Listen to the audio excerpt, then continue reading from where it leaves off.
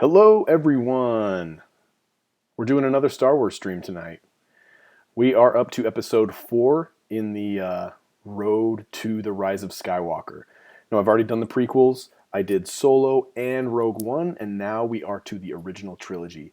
Now, I'm not really watching these in release order. I'm watching them in the chronological order so that it can all kind of flow into the Rise of Skywalker when that finally hits. If you're new to this stream, what we do is I put the time code right about here of the movie I'm going to watch, and if you'd like to join me, you can sync your movie up to that time code. Or you can just watch me watch the show. I'm not going to be putting the movie up on the stream at all because that's not legal.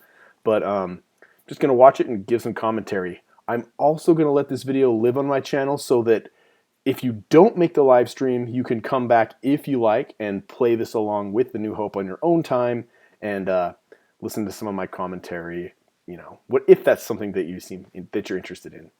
Anyway, with that being said, let's get the timer started and let's get right into A New Hope.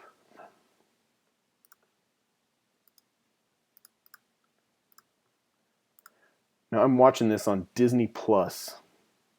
Disney Plus has had some pretty quality stream. It has a pretty high quality stream, which I'm loving. When I did Solo, I did it on Amazon Prime because I own it, and it wasn't a very good quality stream. Here we go, the iconic Star Wars scroll.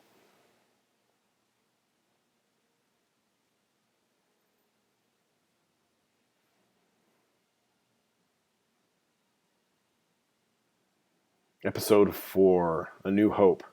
I'm actually really excited to watch this tonight because of the Mandalorian's episode last night had a lot of references to this movie, so with locations and such, so I'm kind of excited to see how accurate they were. It is a period of civil war. Rebel spaceships striking from a hidden base have won their first victory against the evil Galactic Empire. During the battle, Rebel spies managed to steal secret plans to the Empire's ultimate weapon, the Death Star, an armored space station with enough power to destroy an entire planet. That's the entire plot of Rogue One right there.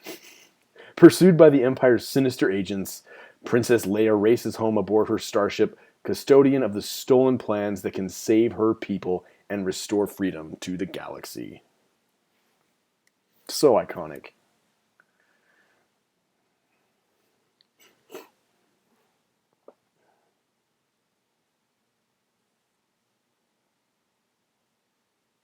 Oh man, I love this movie. Yeah, like I said, The Mandalorian. He went to Tatooine, Mos Eisley to be specific. He even went into the famous cantina, which looked similar, but it was pretty empty. That was the one glaring problem I had with that episode was Mos Eisley looked like a ghost town, and they didn't really explain why. So I don't know if that was a cost result of the budget or a creative decision. I'm not sure. It was cool to see it nonetheless.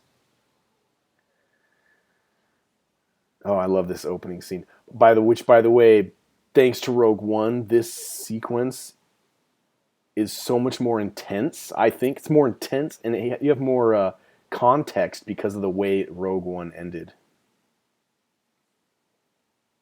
They've got the plans. They're trying to get away from the Empire.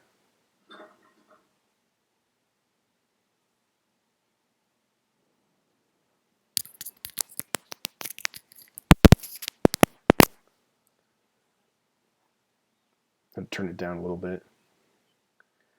I got a copyright ding on my Solo live stream, and they blocked the whole video because you could hear some of the audio for a brief minute. Oh well. Live and learn.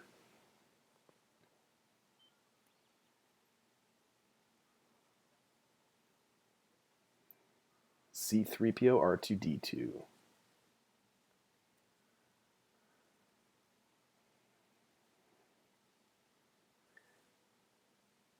It's pretty impressive that made in 1977, and a lot of those practical effects hold up pretty good, I have to say.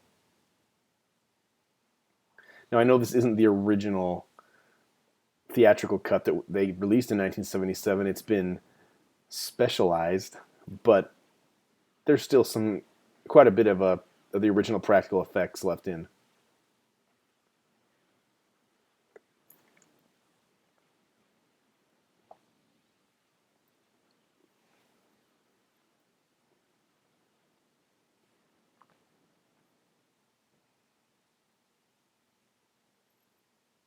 Yeah, stormtroopers. I love them.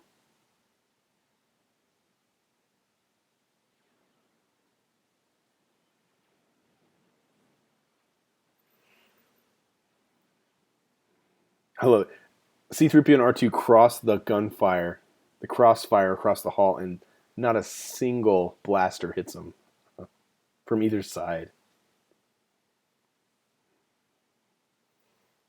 Enter Lord Vader.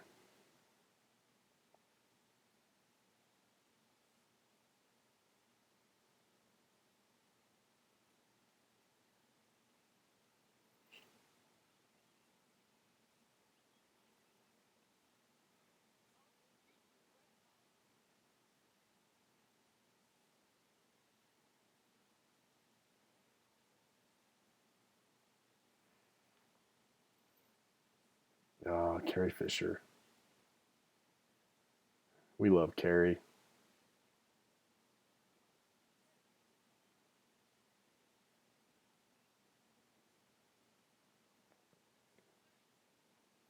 The Spice Mines of Kessel. We've seen those now, thanks to Solo. Makes a little more sense too because Kessel was basically they had a whole bunch of droids, and then they had the droid uprising, so it was kind of like a droid prison, I guess you could think.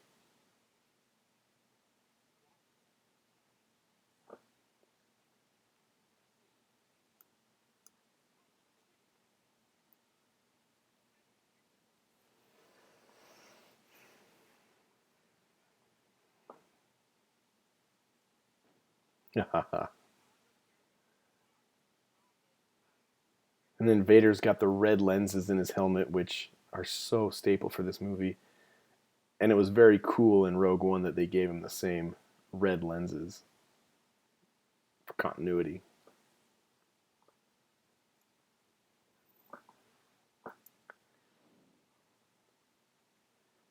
You know, it's so funny. They established that their guns can stun in the trilogy, and this, I think, is the only time in any of the movies that the stun setting is actually used.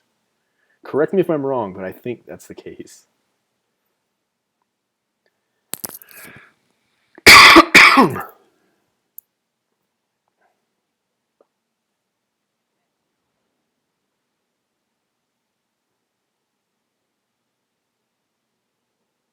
Again, I'm just getting over a cold, so excuse me, I'll cough here every once in a while.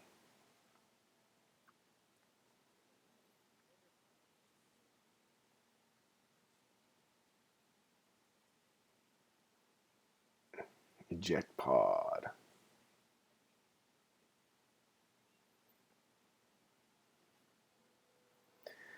Tatooine.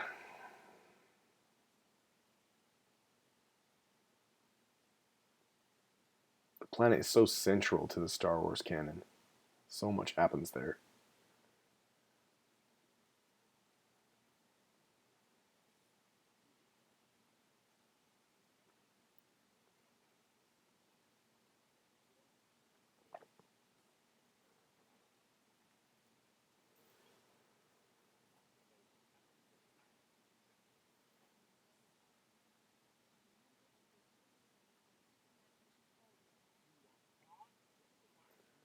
You are part of the Rebel Alliance and a traitor. Just chewed out your daughter, dude.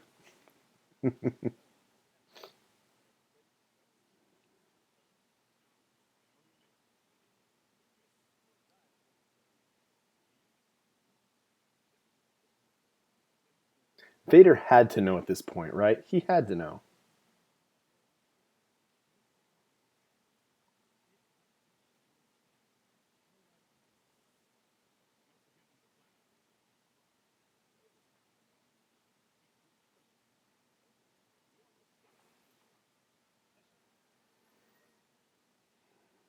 Ba-ba-ba-bum.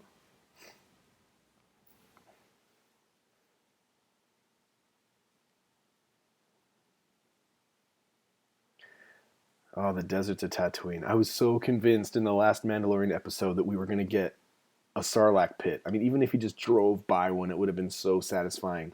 But we didn't. Darn it.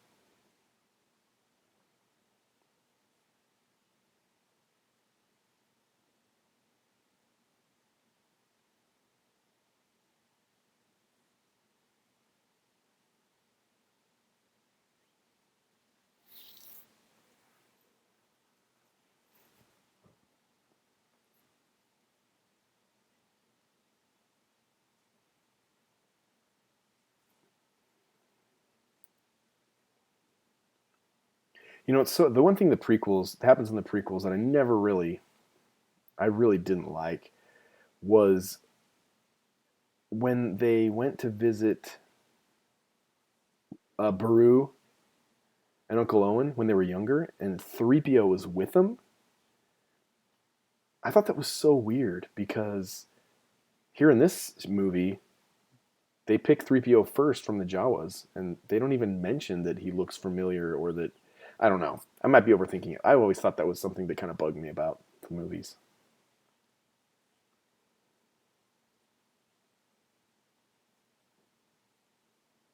It is more annoying, though, that Vader built 3PO. Got to accept some of it, right?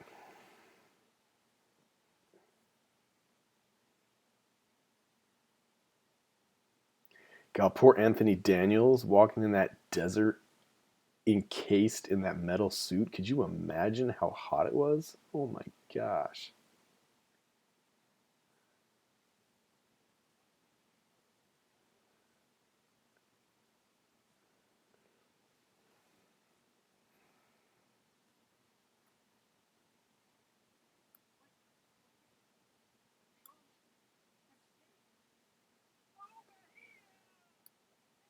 Over here.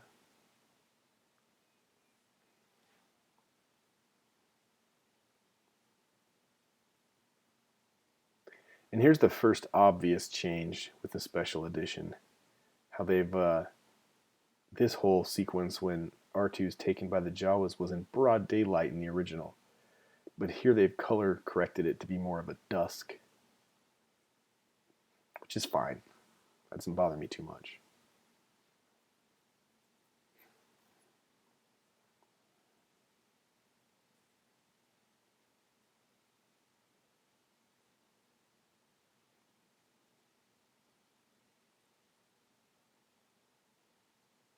And when I was a kid, I wasn't scared of the Jawas, but this part always kind of creeped me out, especially the part where he kind of peers out from the canyon rock and back in.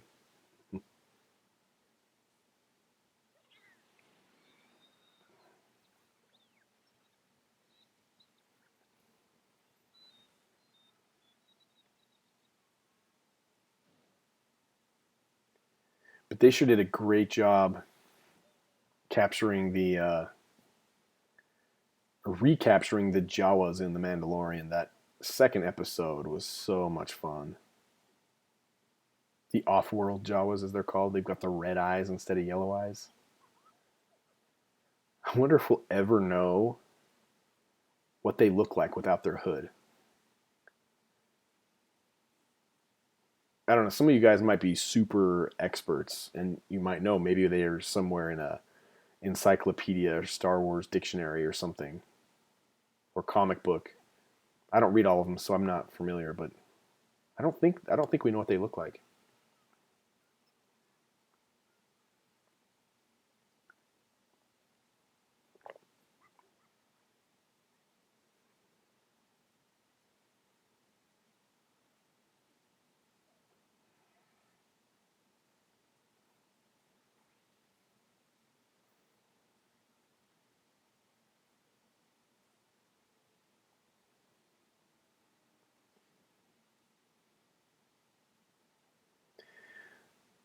You know, that's the beauty with John Williams' score. if you were to take all the sound effects and audio and dialogue out of the movie and only have John Williams score over the visuals, they like tell a story. They give you the same kind of feel that you would get watching the movie with dialogue and sound. He's brilliant.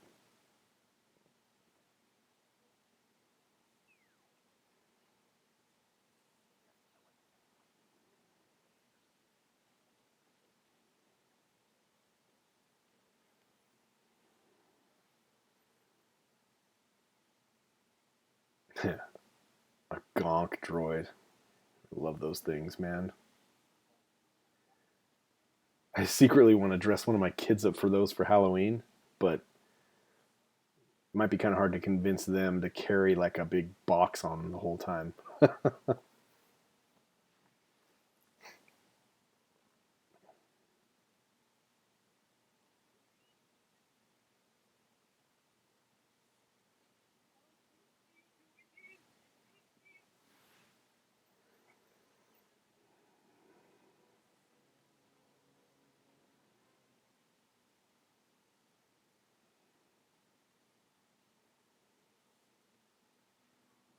Hey, there's a dewback. We saw a dewback in The Mandalorian. That one looked a lot better than this one. But you know, at the time, this was the pinnacle of CGI.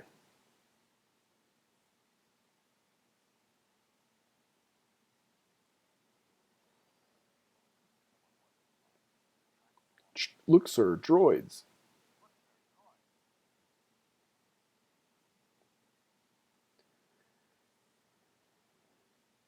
And there's the Jawa's transport. That's a cool shot.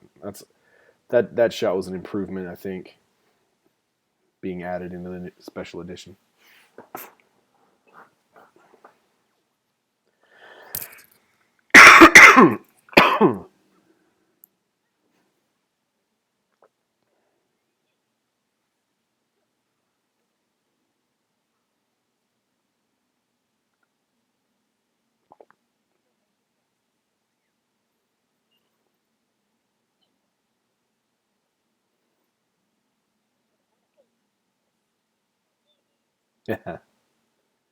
This Jawa only has one eye. At least it looks like he only has one eye.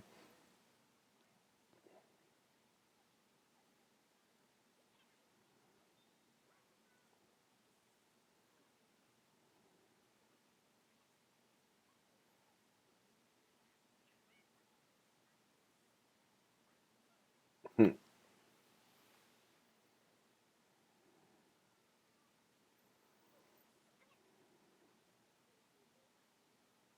Owen and Baru, the moisture farm,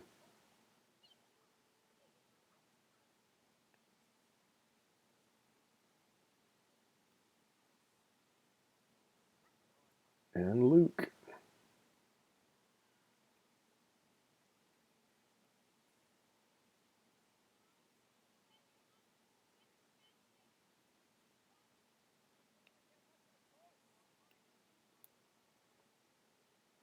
Yeah, she asks specifically for a droid that speaks Bachi, and the only protocol droid in the entire lineup is C3PO, who he has met before, and it never clicks. The prequels have some major problems.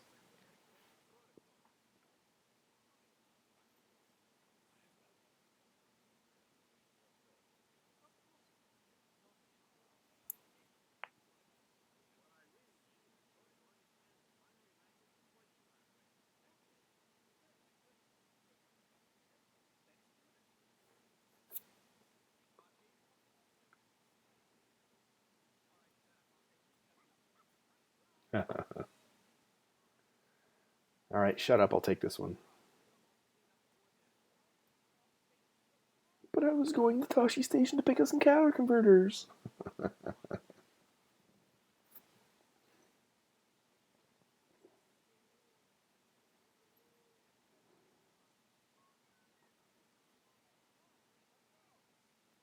R5 is about to blow up.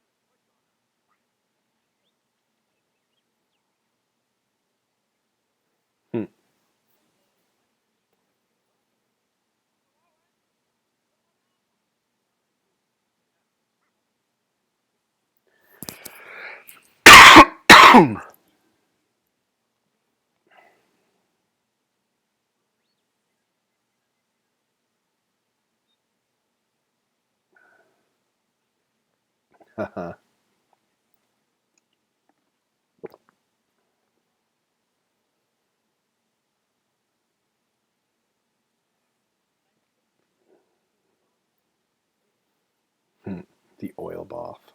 Oil bath.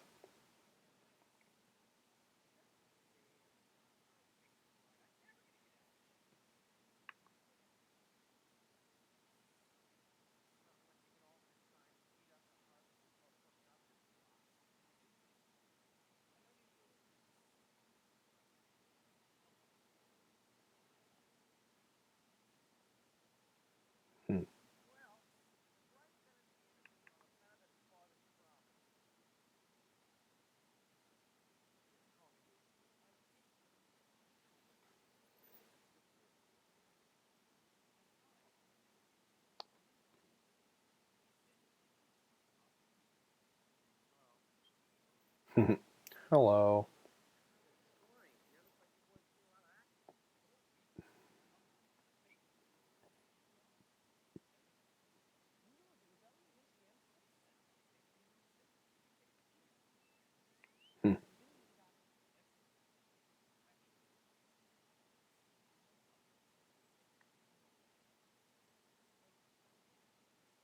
Not very good at telling stories. Cut to Return of the Jedi when he's blowing Ewoks' minds with his retellings of their adventures. Oh, the hologram. By the way, I thought that was a really nice touch in The Last Jedi when R2 finally reunites with Luke, and Luke is so adamant about going to help, and then R2 dusts off this old hologram. That was cool.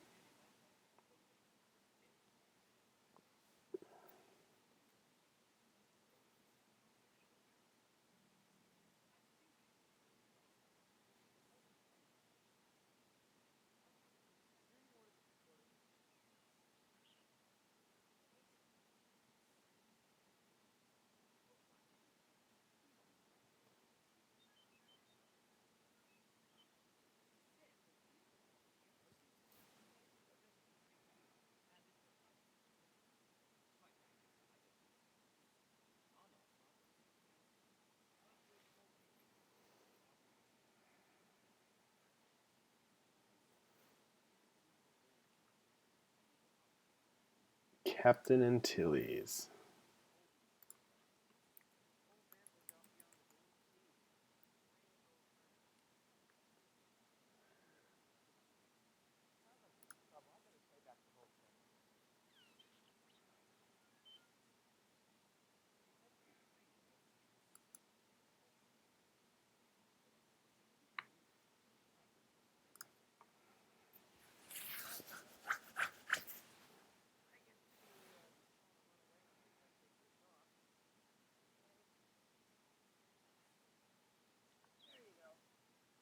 Hmm.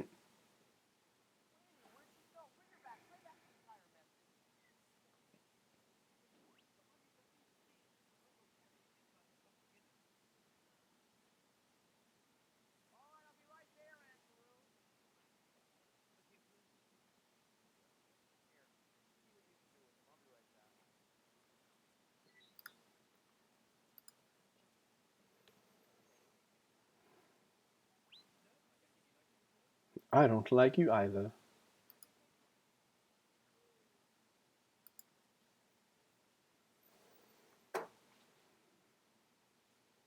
Blue milk.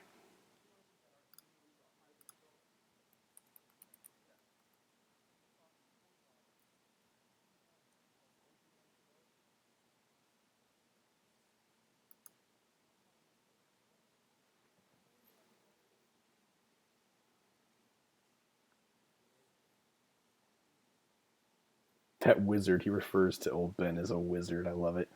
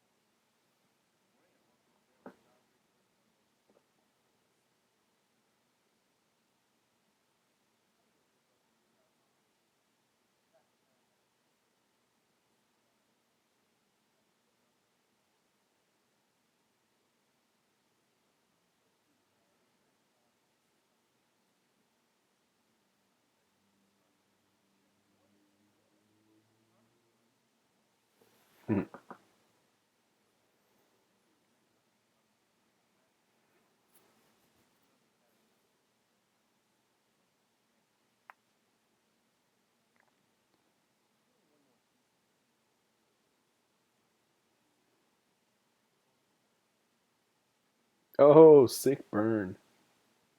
Where are you going, Luke? It looks like I'm going nowhere.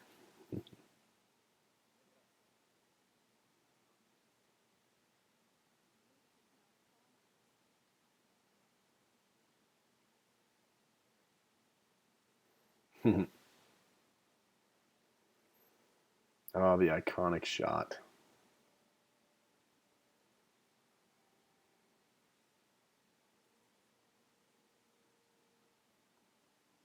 The two suns sunset.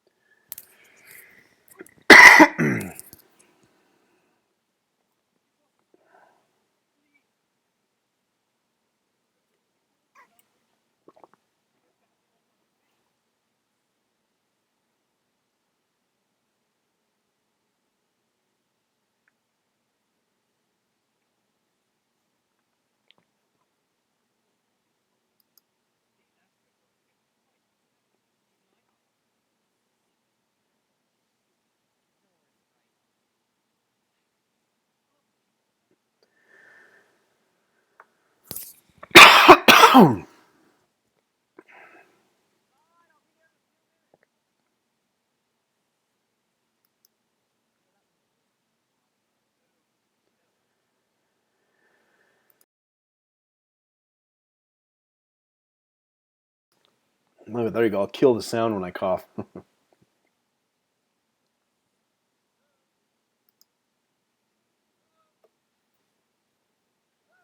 Droid's gone missing.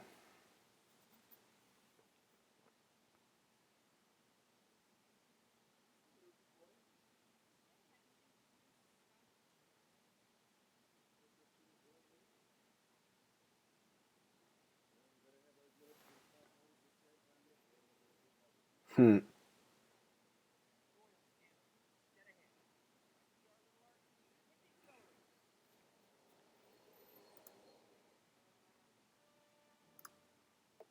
Tusken Raiders. Again, it was a nice touch. We got to see them in The Mandalorian, episode 5.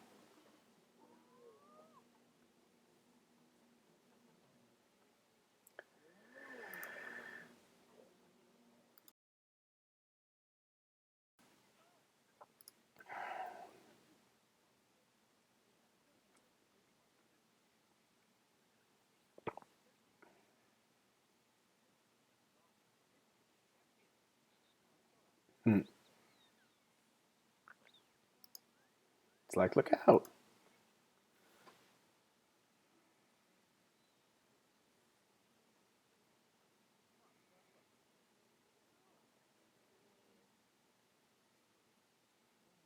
The binocs.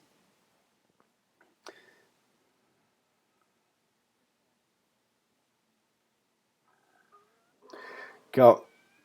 Again, that's another thing that happens in The Mandalorian that like is kind of a callback to this. When the Mando's looking in his binoculars and a blur pops out of nowhere, just like how the Tusken Raider pops out of nowhere when Luke's looking through him here.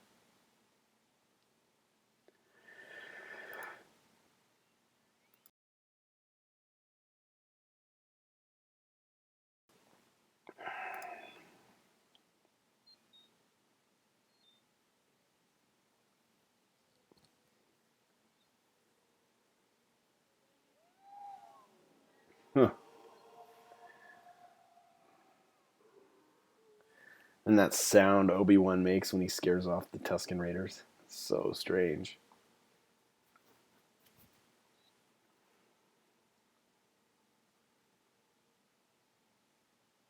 Here we go. Obi-Wan's first line in the entire original trilogy.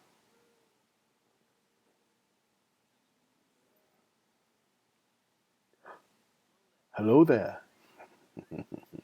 So good.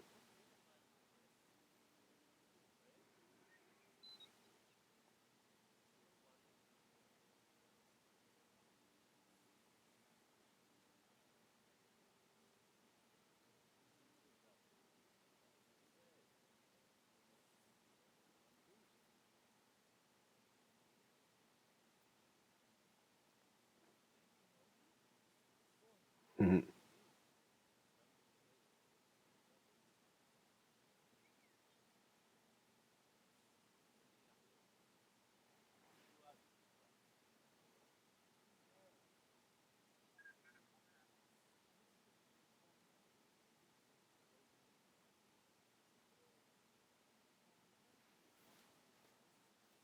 How, how old Ben Obi-Wan is basically the same thing.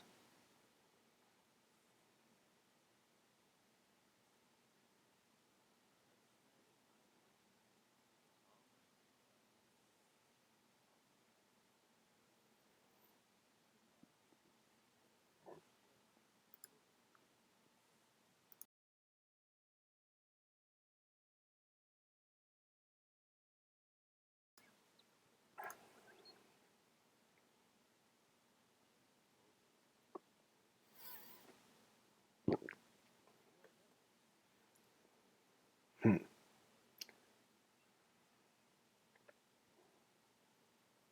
It's another thing. He doesn't remember R2D2. He does. He's just playing it off. But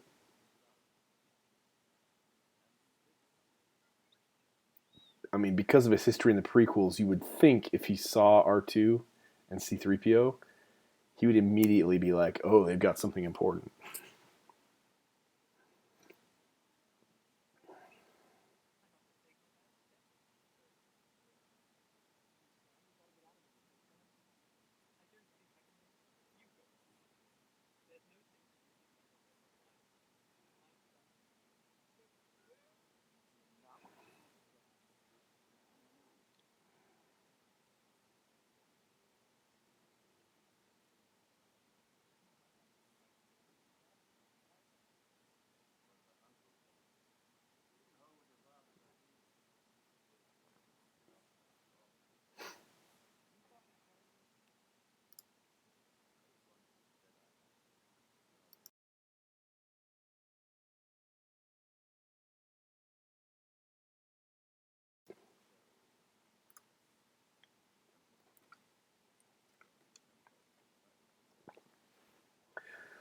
God, I must have watched this movie hundreds of times when I was a kid.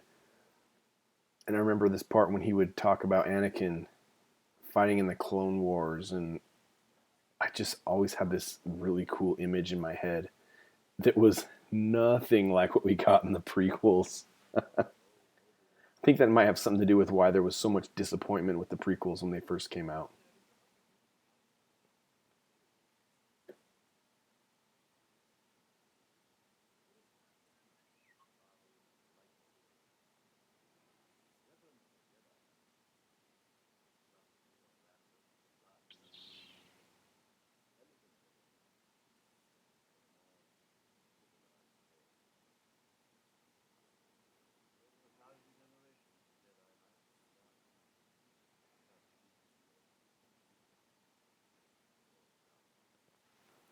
Before the Empire.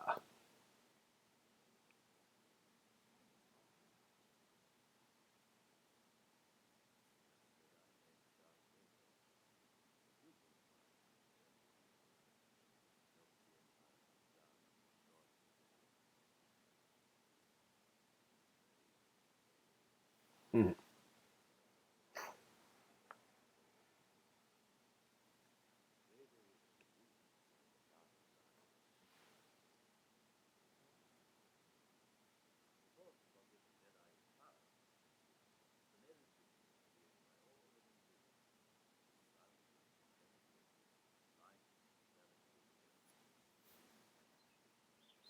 You left out the midichlorians. You didn't talk about midichlorians, Obi-Wan.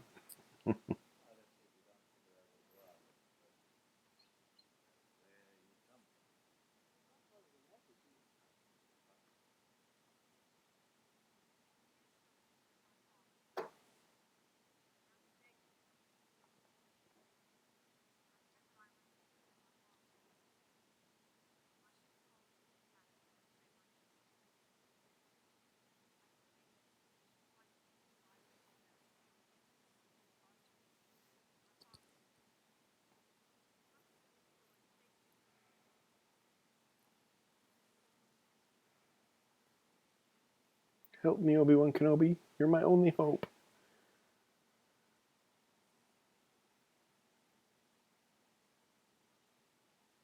He's like, back to the adventure.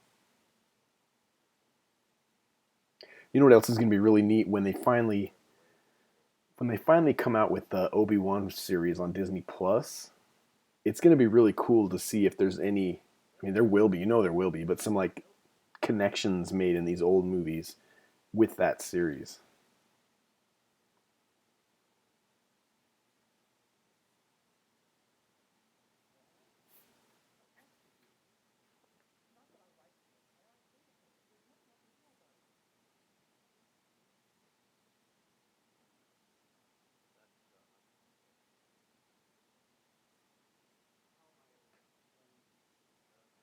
Hmm.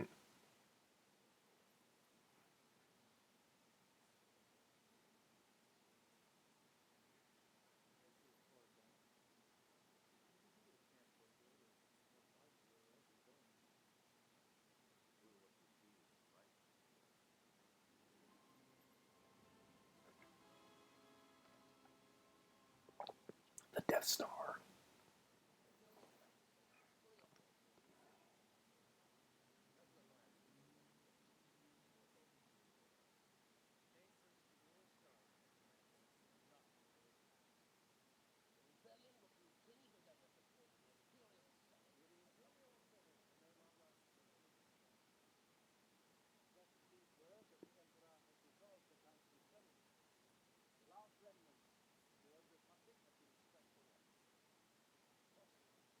Grand Moff Grand Moff Tarkin.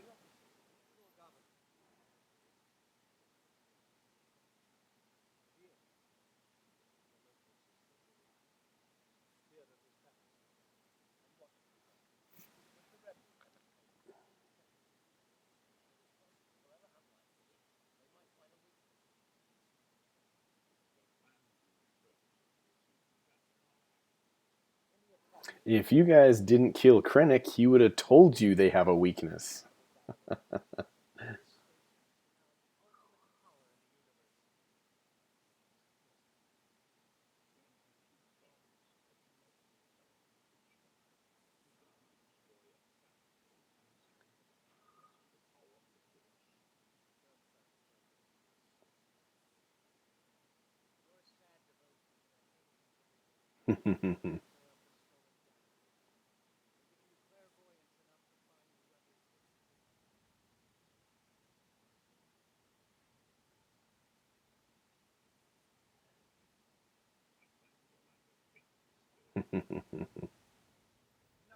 All it takes is a little bit of this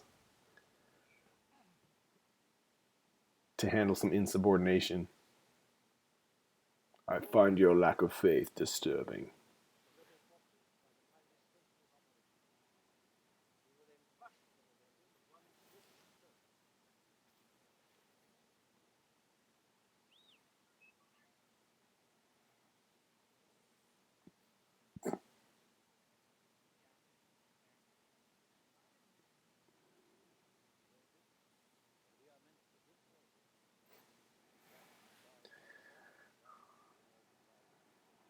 Huh.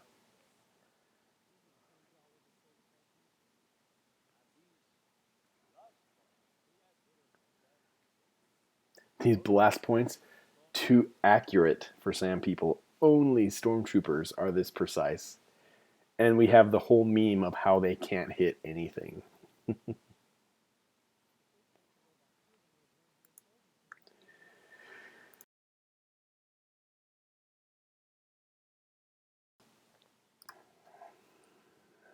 All right. Gonna go see some carnage at home. Aunt Beru and Uncle Owen on rotisserie.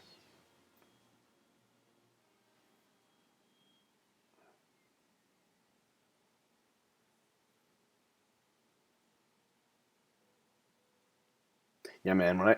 As a kid, this scene was a little disturbing for me. I was always a little upset by it when you see those charred bodies laying there.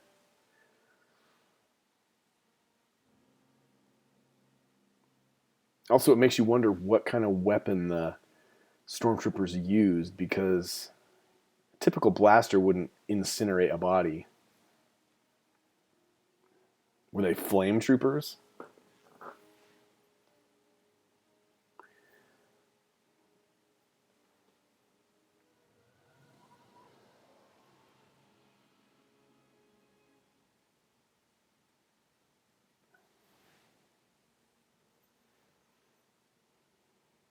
Princess Leia.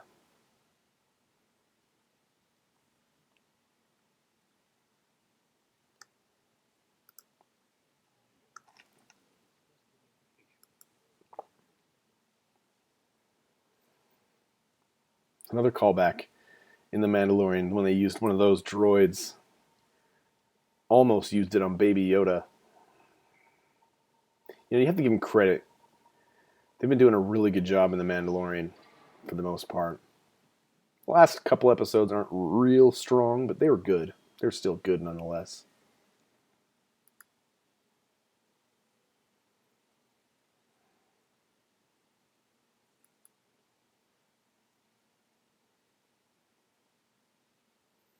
It's so sad watching C3PO throw Jawa carcasses on a fire. That's a pretty gnarly task to give him.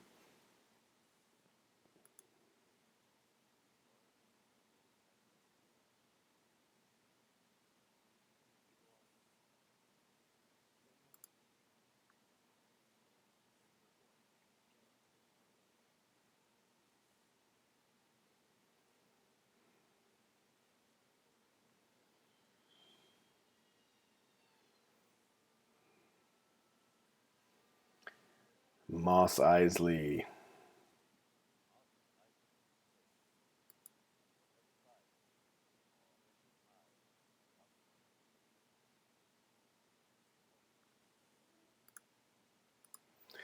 Oh, this extended entrance into Moss Eisley. So cheesy. Like we see droids that we never see again in the whole series.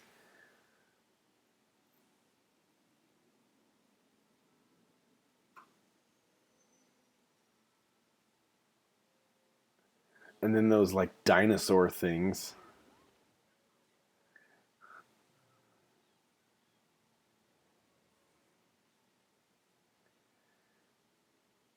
And then this shot where something walks across the screen, it's so bad. That did not need to be in there.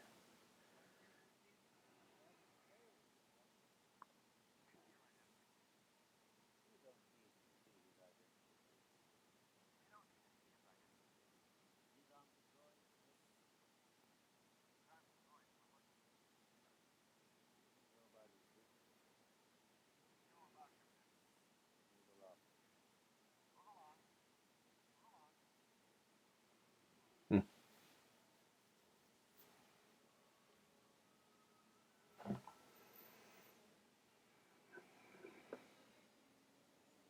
Man, again, I'm just now watching this after having seen The Mandalorian most recently. They really recreated the exterior of that cantina almost exactly. It's got the same remains of a ship right next to it, like exactly the same. Same sign. The only thing that was a little disappointing was how empty the cantina was.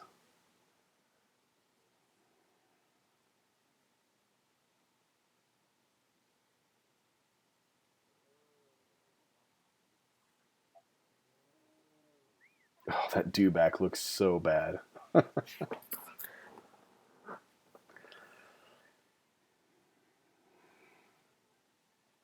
Another funny thing I noticed about the Mandalorian episode was here in this movie, they're so adamant about we do not serve your kind to droids. But in the Mandalorian, which was many years after this, there's 3 bartenders that are droids. So it's like they've had a change of heart, or maybe this moment changed the future of this cantina forever. Who knows? It's just kind of a funny development. Chewbacca.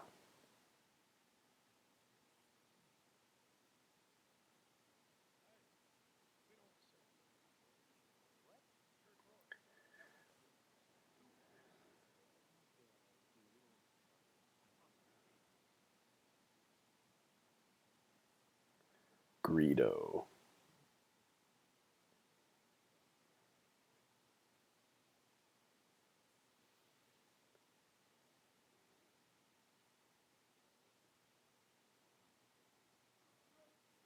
It's a Trandoshan.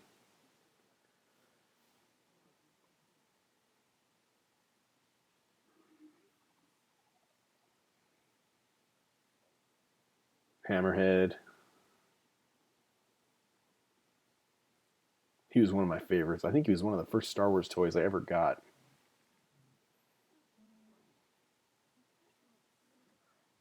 And Walrus Man.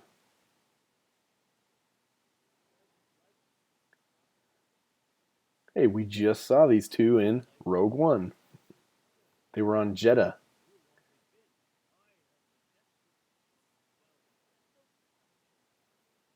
So they must have made it out before it all blew up.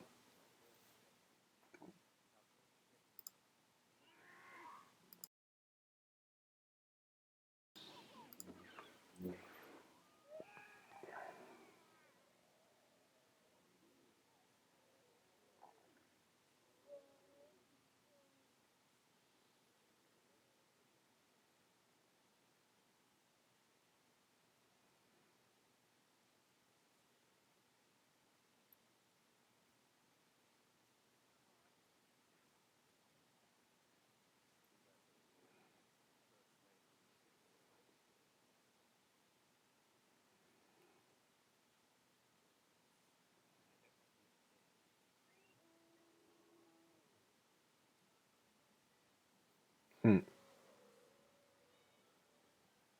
This Cantina band has always cracked me up.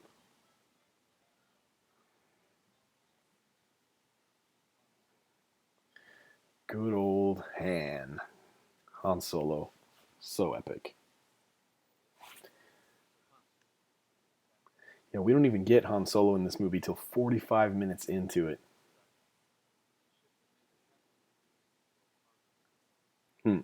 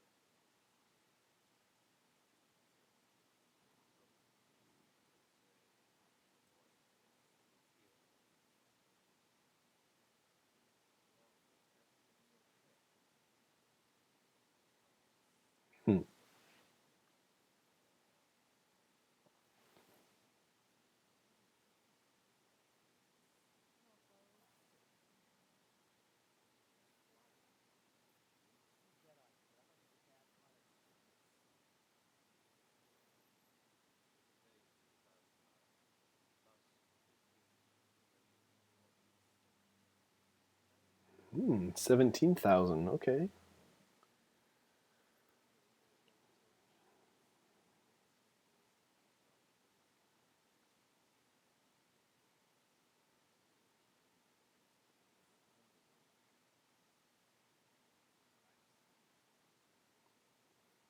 All right, we'll check it out.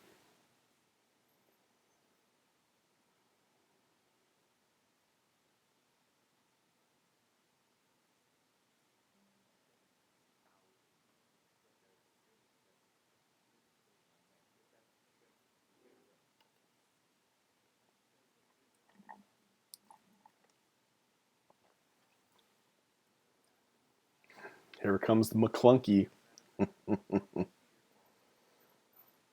That's so weird that they made that change for this movie. I wonder why.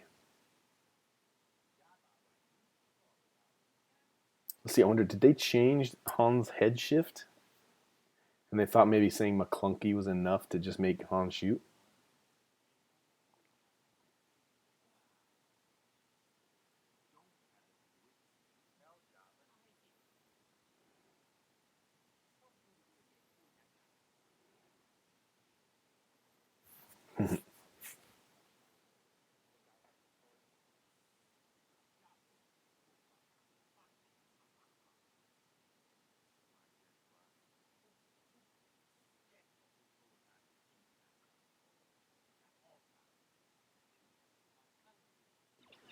Oh, yeah, it's so weird. Yes, I bet you have. McClunky. And yeah, he still does the weird warp tool head move. They should have never had Greedo fire at all. I mean, totally ruins that scene.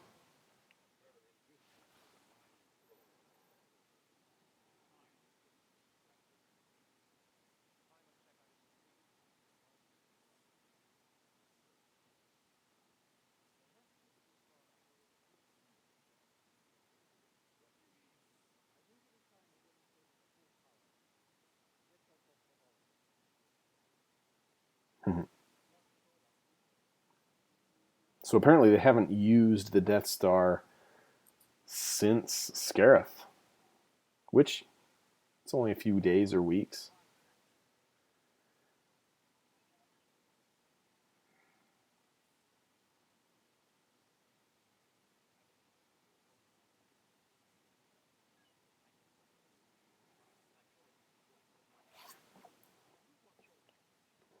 Hmm.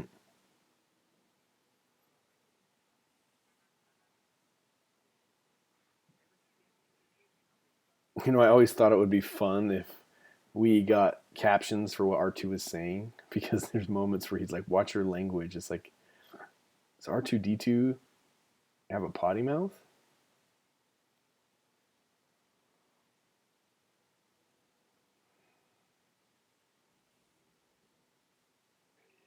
Oh, Jabba. This Jabba scene.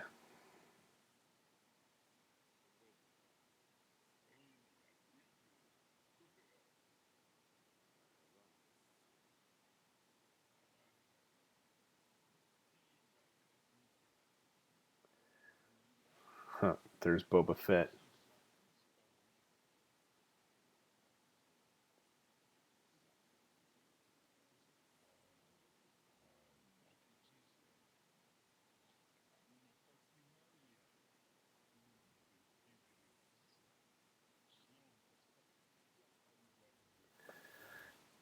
Oh man, this version of Jabba looks so much better than the first special edition version. It looked so bad.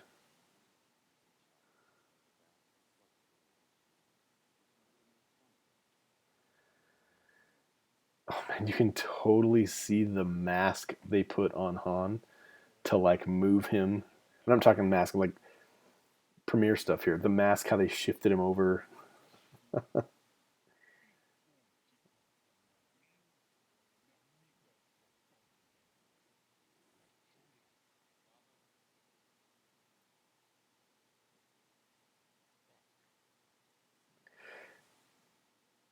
It's really funny how a lot of the lines worked. Like how Han calls Jabba a wonderful human being. That's really funny because Han would do something like that.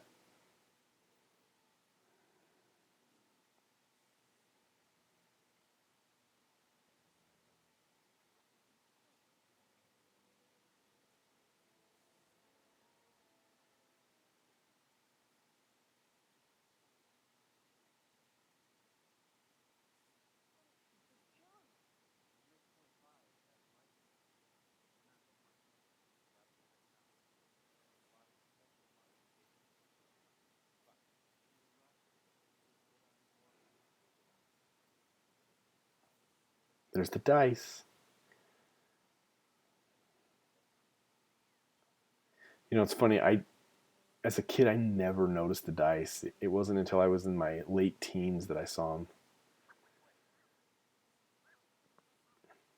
And now there's such a they've been referenced in two of the Star Wars movies, the newer ones.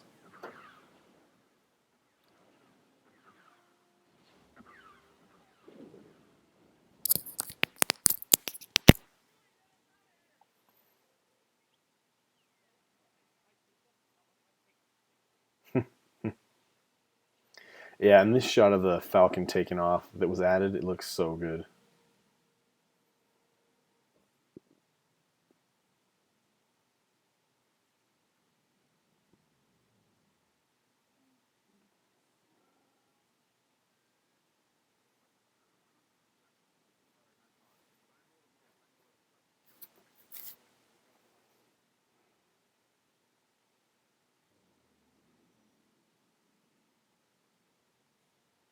Here we go.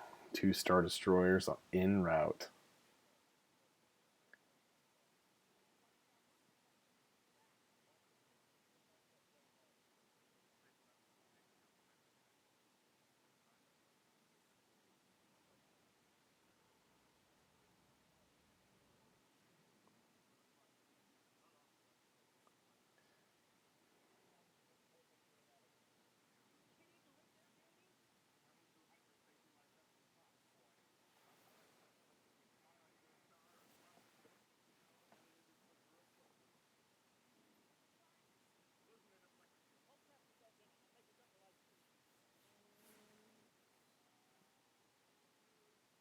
There we go.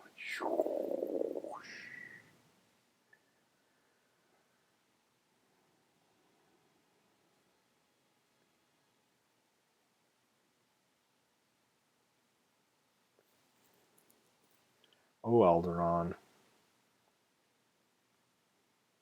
About to go goodbye.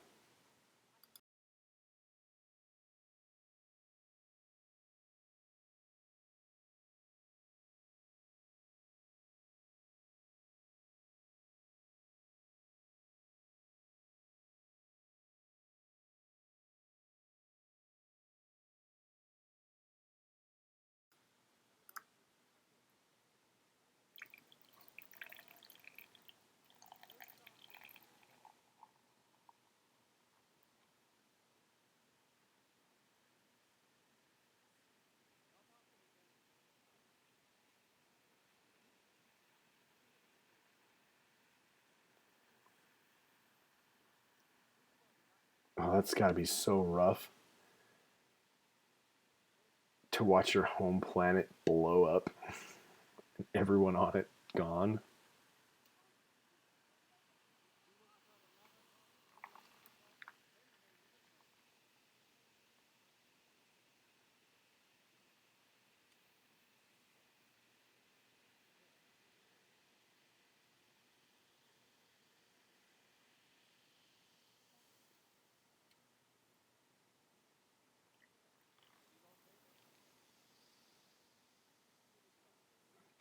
Ice cold, man. She gave him what he wants. You may fire when ready.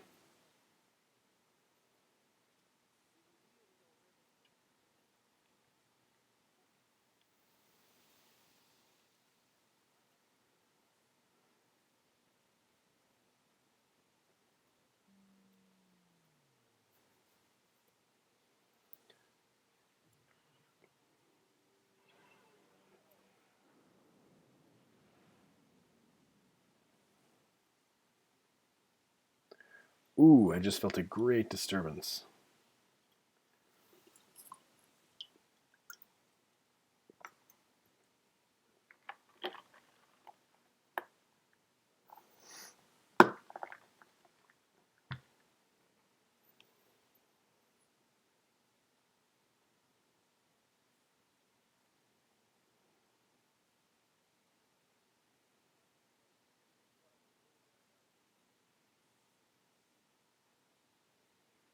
Hmm.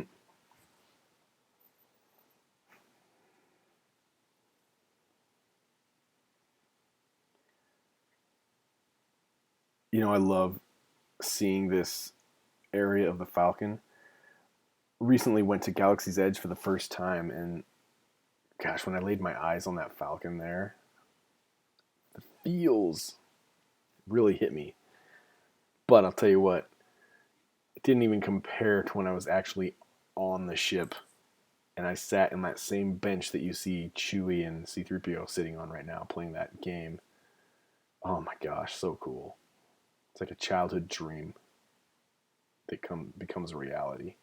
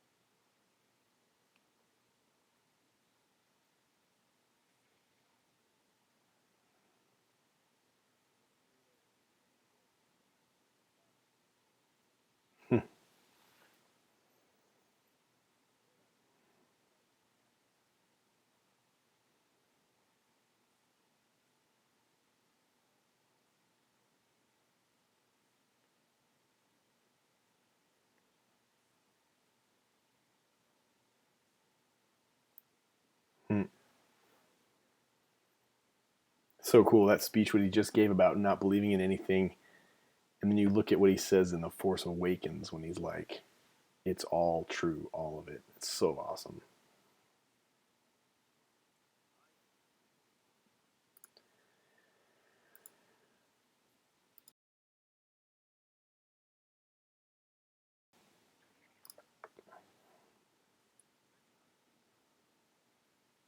Speaking of Galaxy's Edge, this helmet Luke's wearing with the blast shield covering his eyes, they have it up in one of the compartments in there, right next to this the training ball droid or whatever you call that thing. Very cool little Easter egg for Star Wars fans who visit.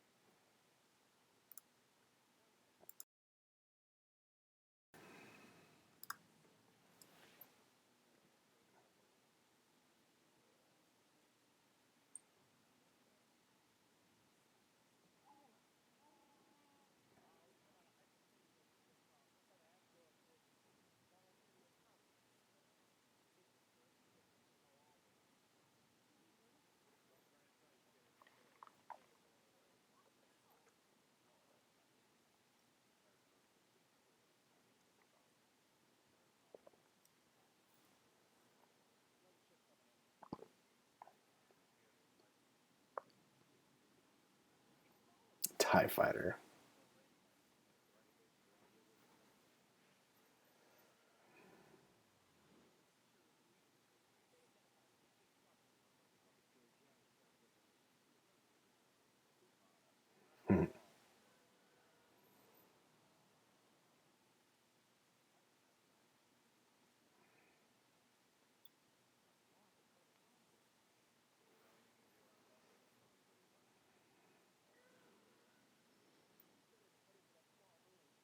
He's heading for that small moon. That's no moon.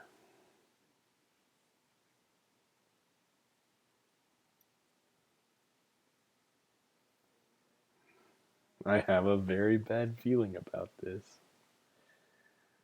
The line that's in every single Star Wars movie since.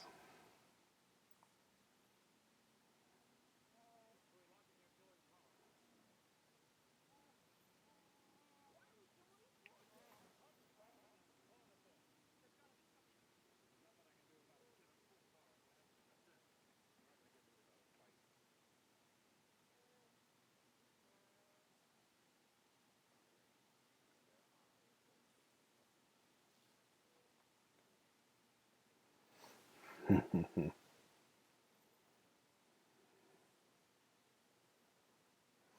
lot of people confuse the trench from the trench run with this same. I don't even know what you call it. It's where all the docks are. That line that runs around the Death Star. They're not the same thing, and a lot of people confuse that.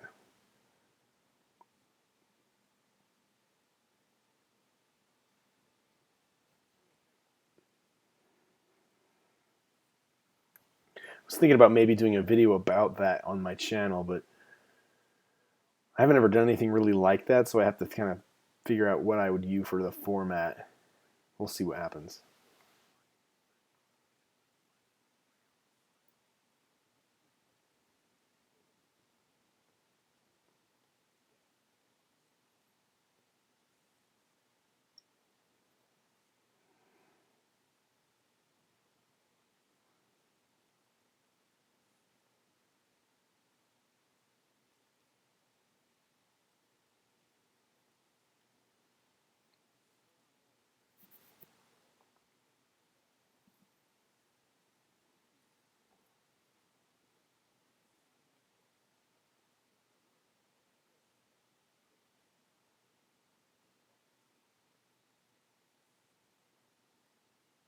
Hmm.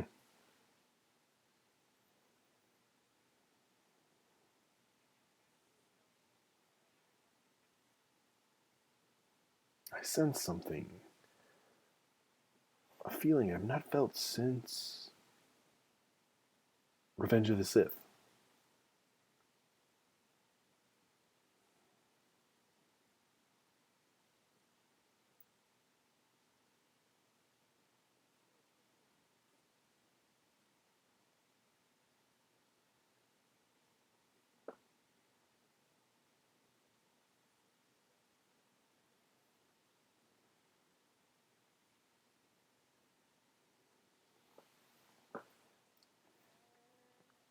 He just petted Chewie's head. I love that.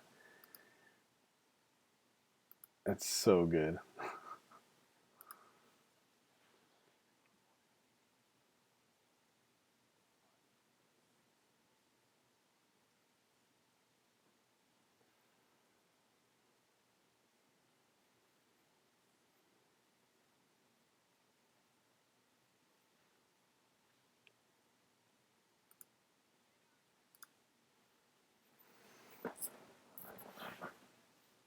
Down there, give us a hand with this. You can clearly see the utility belt on the stormtroopers in that shot, and that they have a grappling hook, which is what Luke uses. Again, that's another thing that is never utilized or seen being utilized in the entire Star Wars saga by stormtroopers.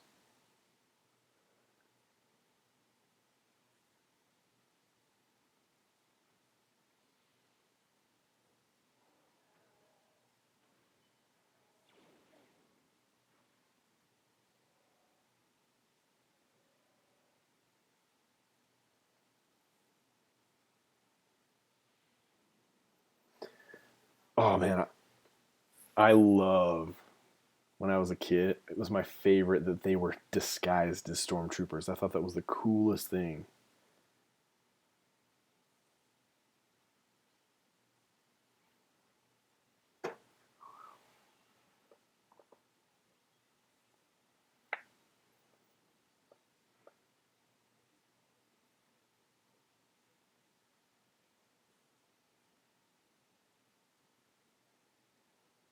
That's another thing you notice in this movie that you don't really see in the others. C3PO gets pretty dinged up, and as the movie progresses, he gets more dents and dings and scratches, which is pretty cool. But in all the other movies, I can't think of an instance except for maybe Empire where he gets blown to pieces, that he gets like damaged throughout the span of the film.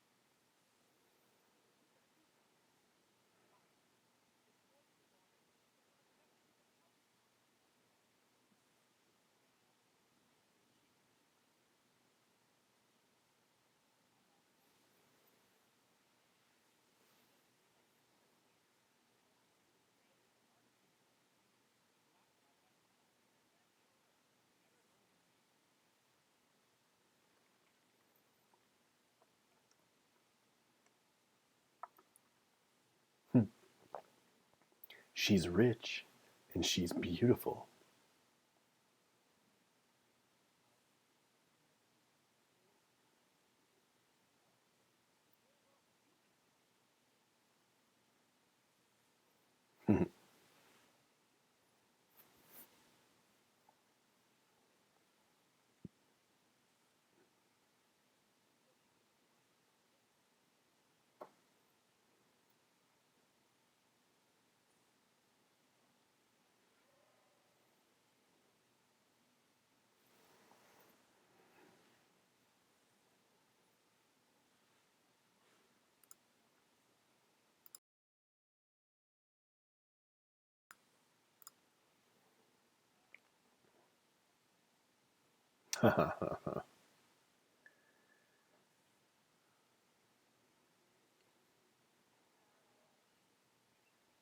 Oh, the mouse droids.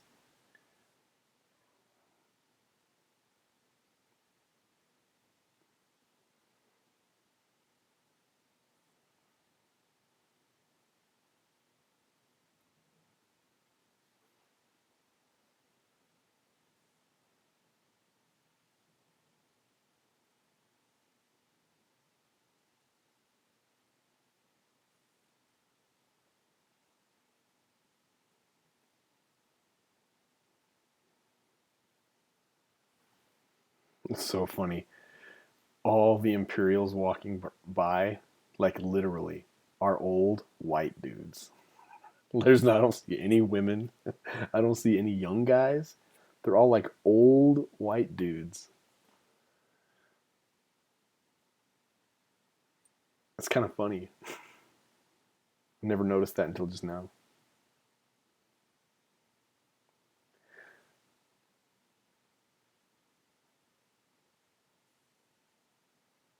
Oh, have you guys seen that recreated Obi-Wan Darth Vader lightsaber fight?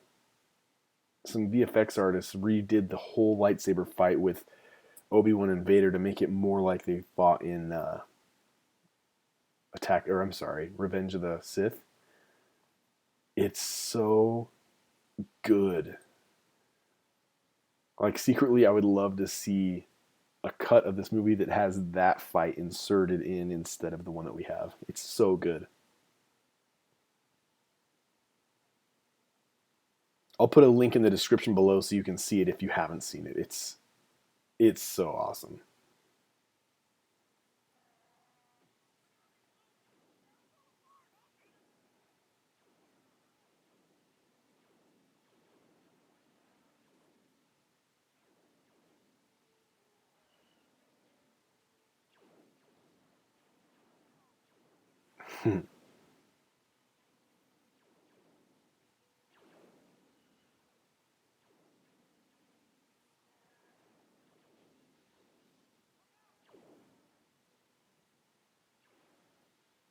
Nothing but old white dudes.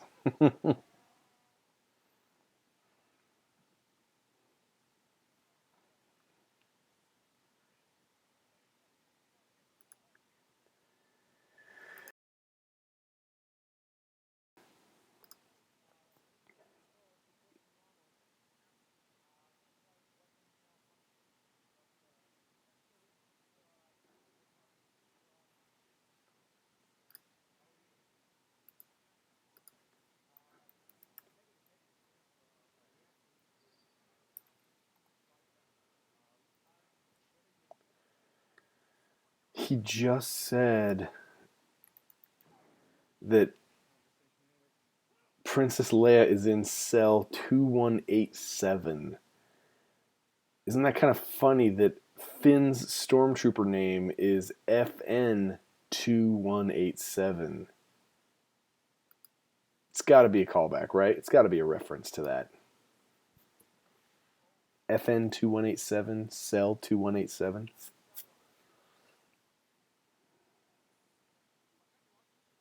Aren't you a little short for a stormtrooper?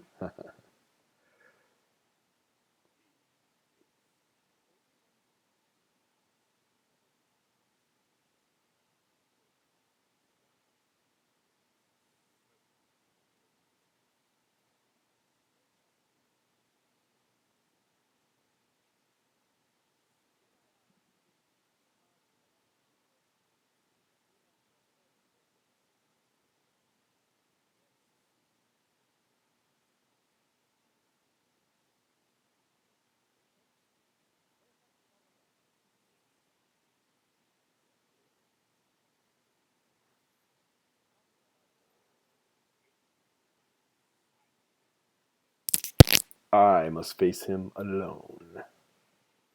Yeah, this is where that remastered, remade, reimagined lightsaber fight would go. It's so good, you guys. Oh my gosh. Well choreographed. They even digitally put Alec Guinness's face on the actor who was doing the fight scene. It's really cool.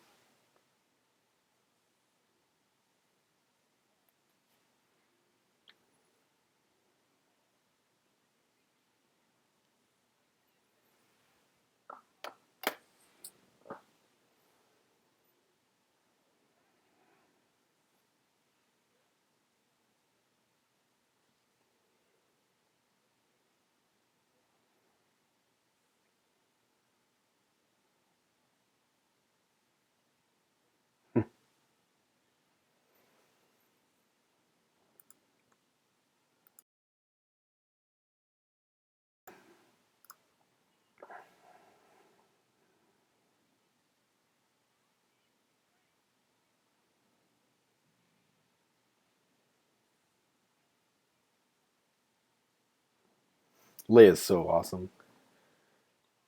She sees that her rescue operation isn't going well, so she just takes charge. She's like, let's go this way.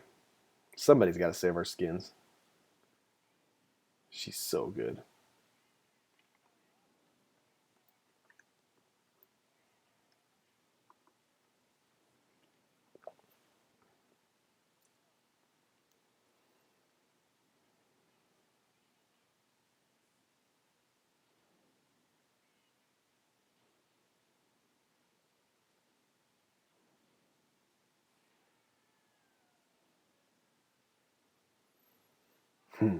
It's a trash compactor.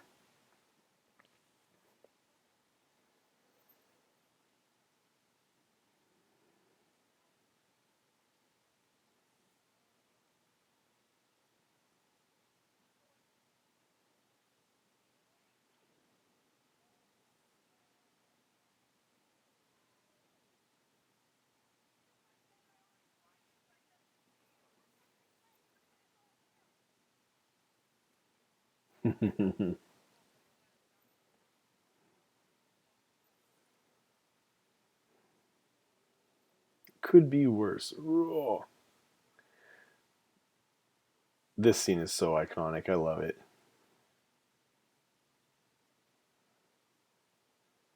There's so many things in cinema that mimic this scene in certain ways. Like I think of Army of Darkness 2 in the pit, that sequence.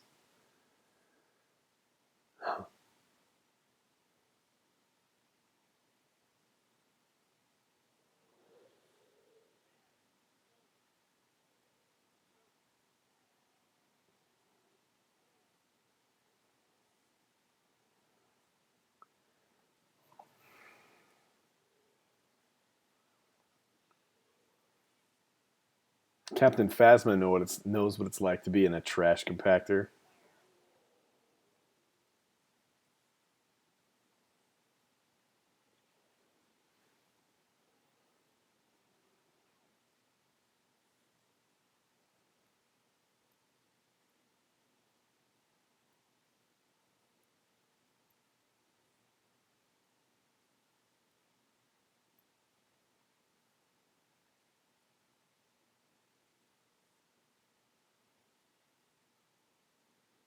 You know what's funny? I'm just kind of observing this now. Isn't it funny how Chewie is never you never really see him standing in the water? It had to be because they wanted to preserve the integrity of his costume. Like he's the entire time standing on the step right by the door.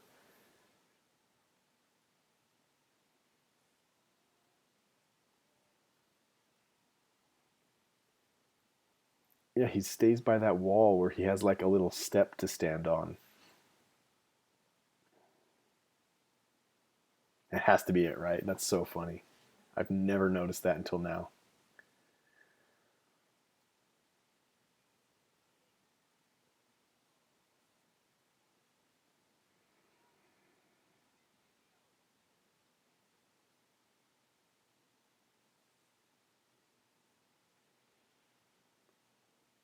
And the stormtrooper hits his head, and they added the sound effect.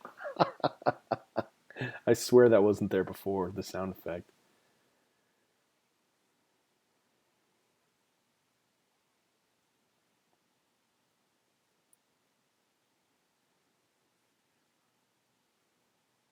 Yeah, make the one that hit his head stand guard. That's what I would do.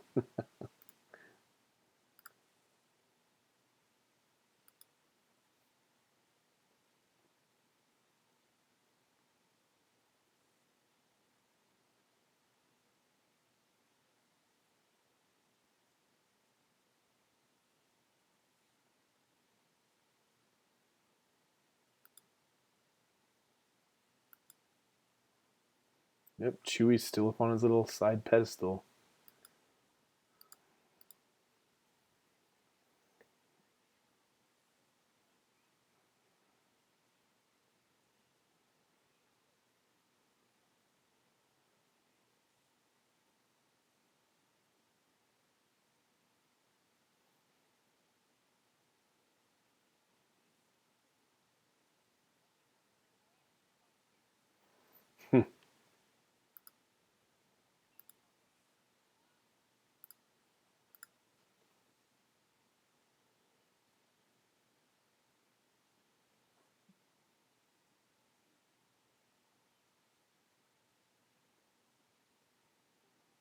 Oh yeah, the comlink.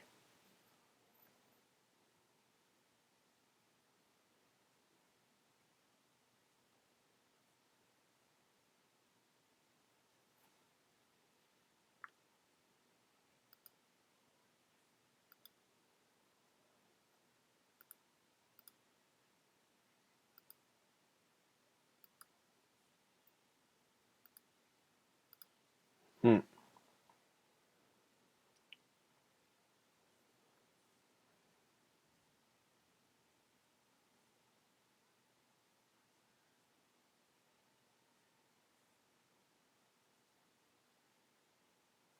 I love that.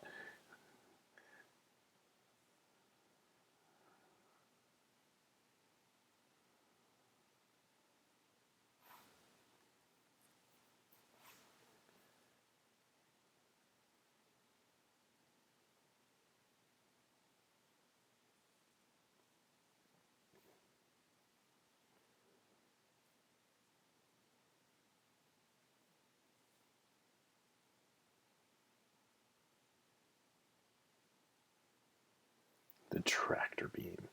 It's another thing they changed, which is good. I think in the original version of this, when Obi-Wan's deactivating the tractor beam, all the text that you see on the display there was in English. And since I think the special edition, he changed it to the oh, now I'm gonna sound like an idiot, but the Star Wars font, the Star Wars language. I don't know what I can't remember what it's called, but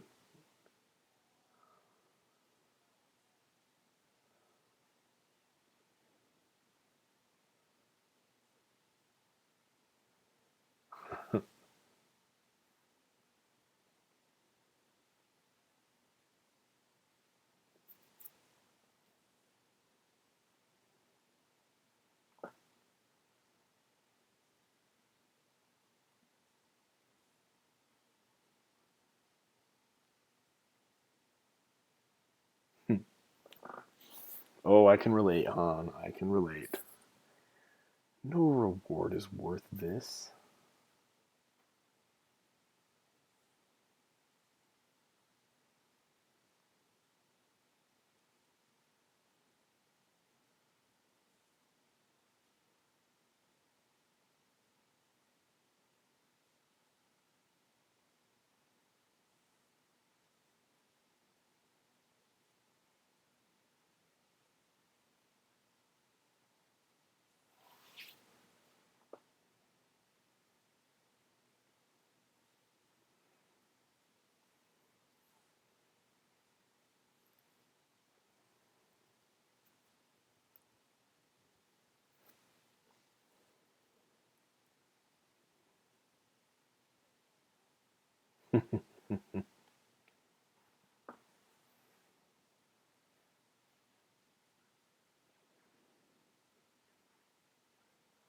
I love this.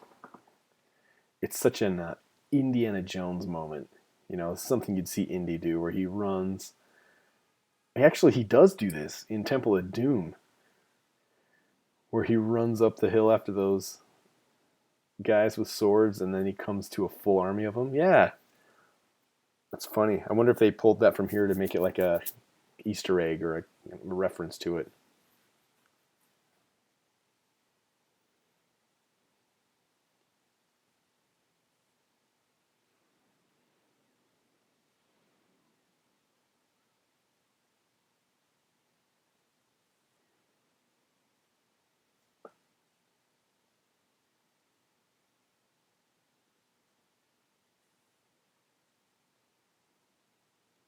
Here's where he uses the stormtrooper's grappling hook. Why have we never seen stormtroopers use those before? And they all have them in this movie.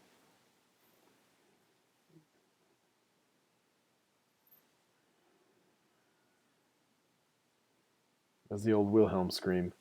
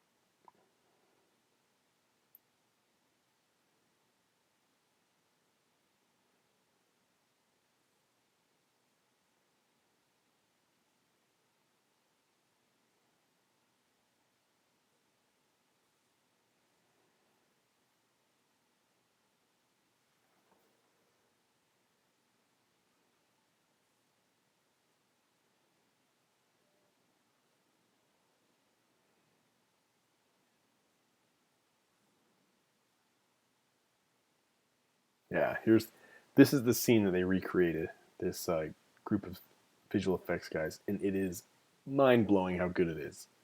I'll put the link down in the description below so you guys can see it. It's so awesome.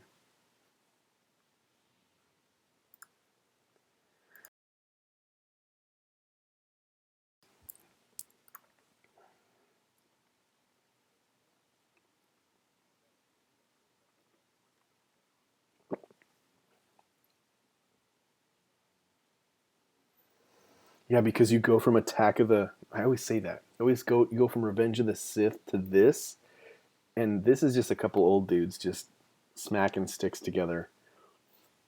Where like Revenge of the Sith, it was like some of the best lightsaber fighting we've seen.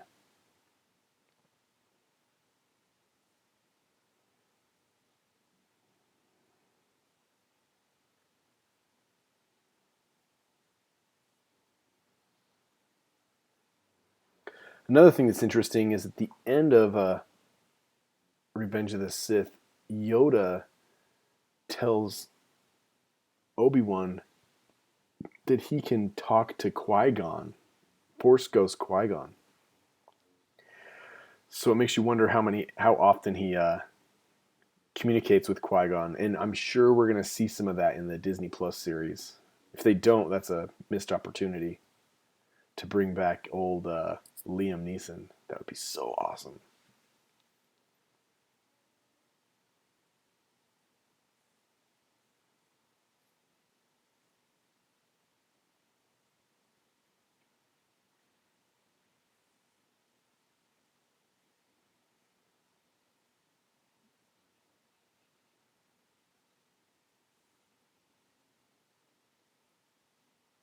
Hmm. I love that the stormtroopers are like, "Hey, let's go check this out. We've never seen these lightsabers fight before."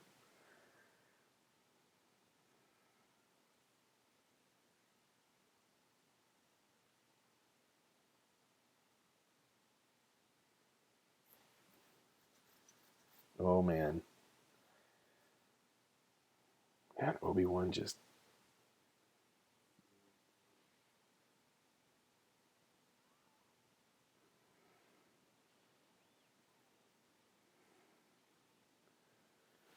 Man.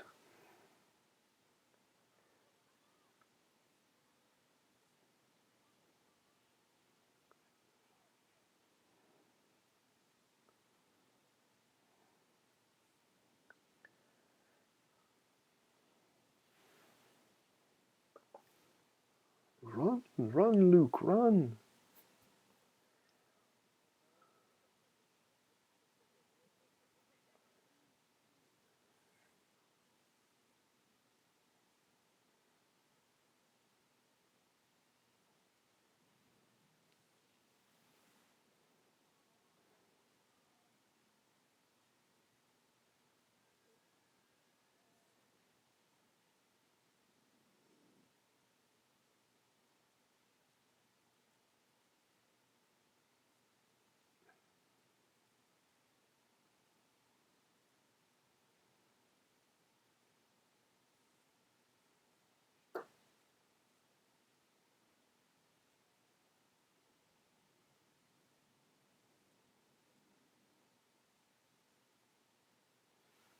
Ben is gone. Don't worry, kid. We get him in the next two movies.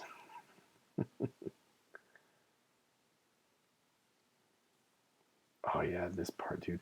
When I was a kid, the gunning scenes were like a dream. I was obsessed with the Star Wars arcade. You guys remember that with the vector graphics, and it was really colorful and it had sounds from the movie. I was obsessed with it when I was a kid, and this always reminded me of the arcade with that basic target grid. Yeah, man. In fact, Arcade One Up just came out with a re-release of it on their mini arcade cabinets. Man, I would kill to have one of those. About $500 retail, and it's got Star Wars: Return of the Jedi and Empire Strikes Back on there, complete with the flight yoke, which so good, and the original artwork on the side. It's so beautiful. Love to have that.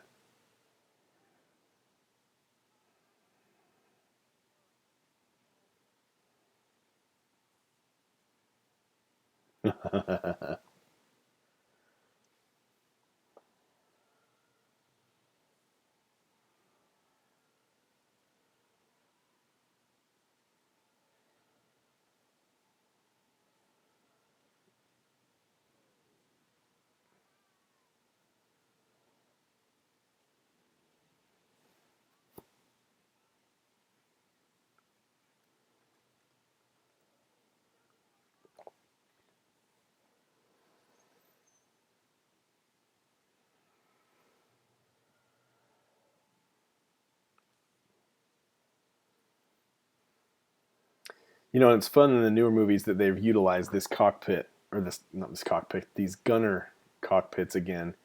You have Finn using it in The Force Awakens, which is so cool. Um, you have Beckett, Woody Harrelson's character, using it in Solo. So awesome.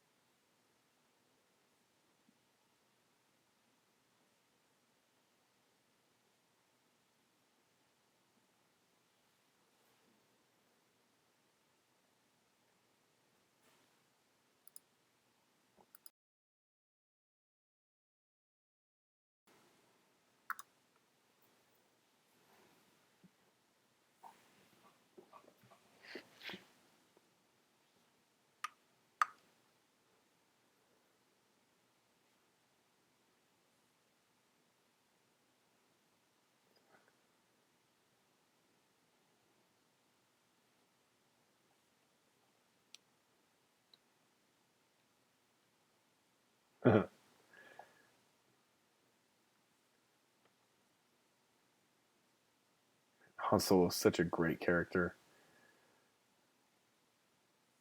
I love the arrogance and the stubbornness all rolled into one.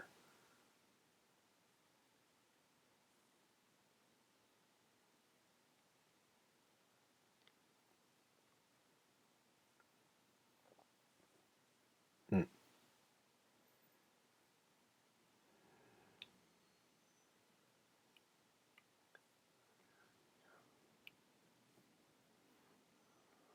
There's Endor.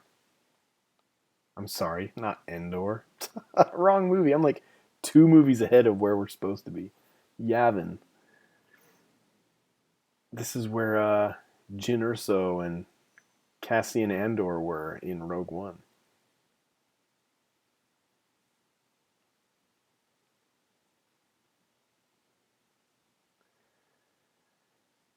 No jokes. As a kid, there was times I would put this VHS in and I would fast forward to the starship fights at the end. Just watch the whole sequence at the end and the Death Star. I loved it. I loved it so much. A lot of kids love the lightsaber stuff, but I was all about the space battles.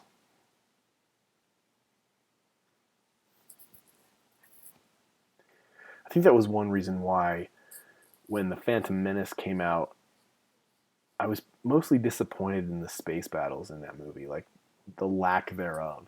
There's that one bit at the very end where Anakin accidentally blows up the Trade Federation ship, but that wasn't really that good. It wasn't nearly as satisfying as the ones we have in the OG trilogy.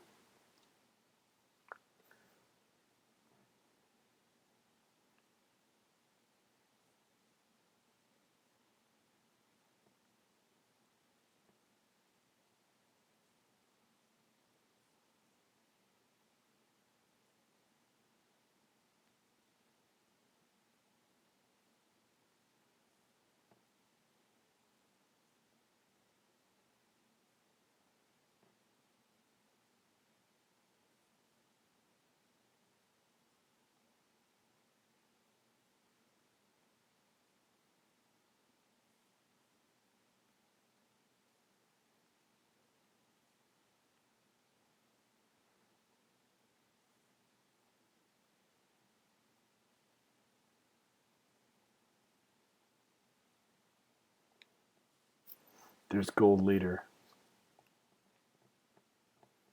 We just saw him in Rogue One. That was such a brilliant thing to include in Rogue One. Use that old footage from this movie and incorporate some of these fighters.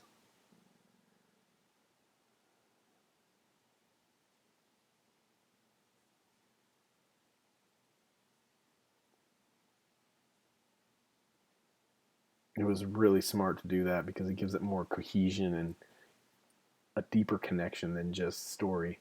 You got characters that cross over too. It's so cool.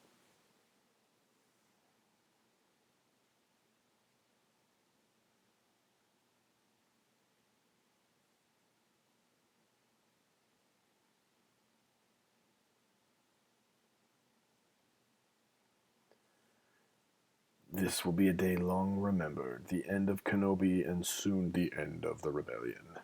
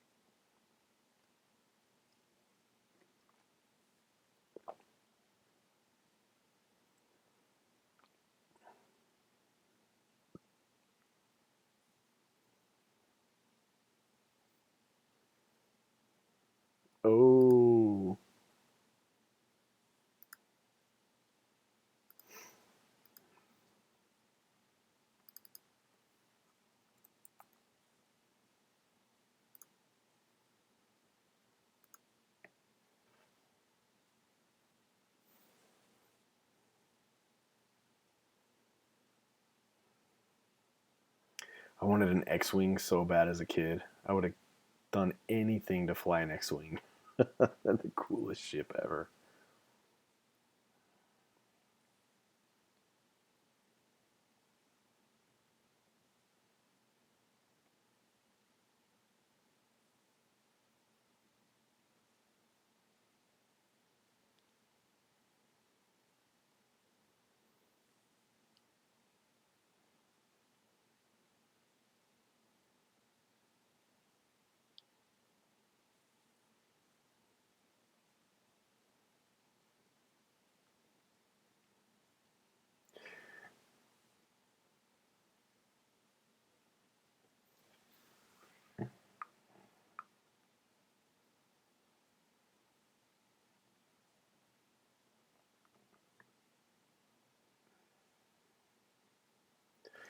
This scene with Biggs was a good one to add too because it makes his death that much more impactful.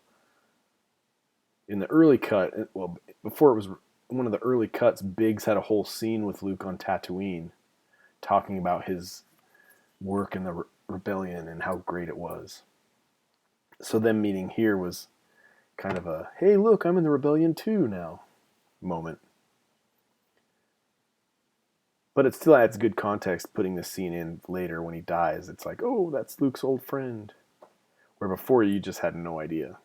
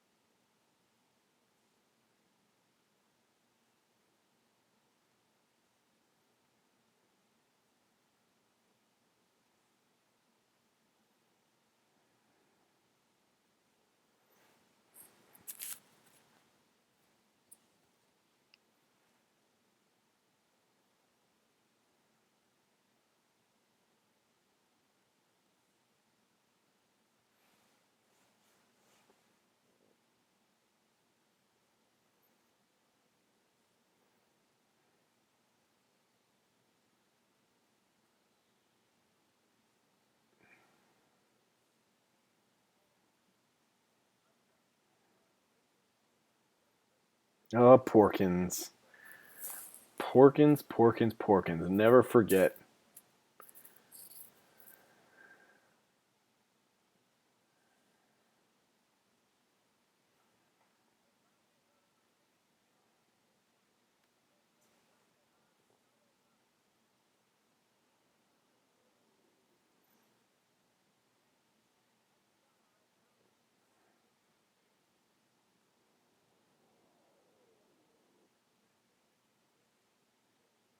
Gold leader.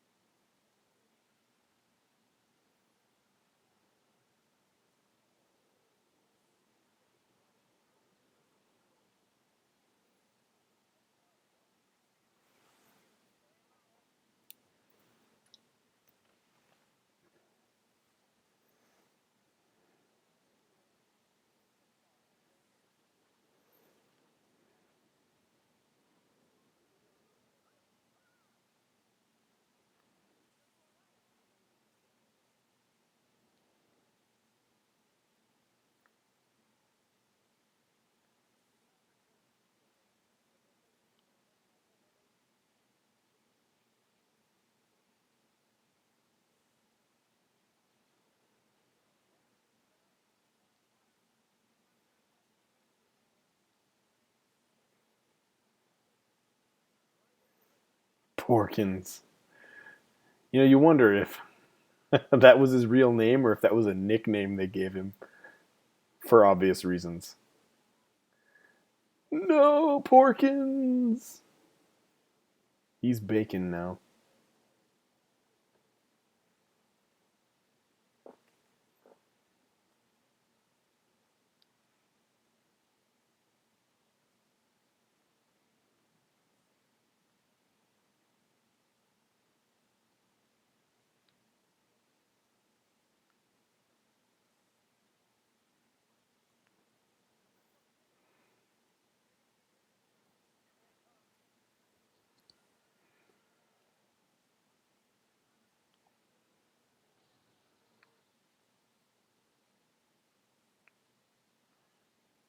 Oh, he's toast.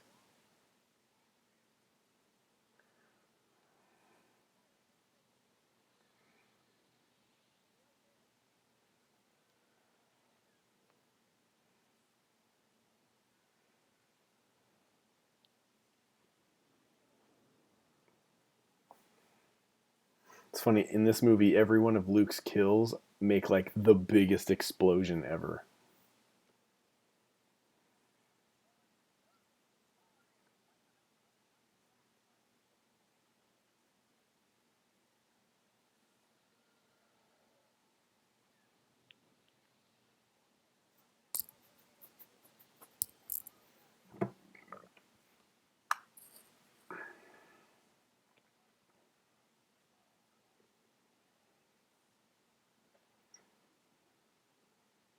That's a cool angle.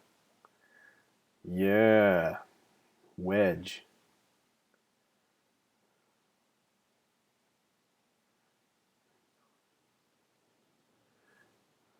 Nice. Wedge has got skills, man.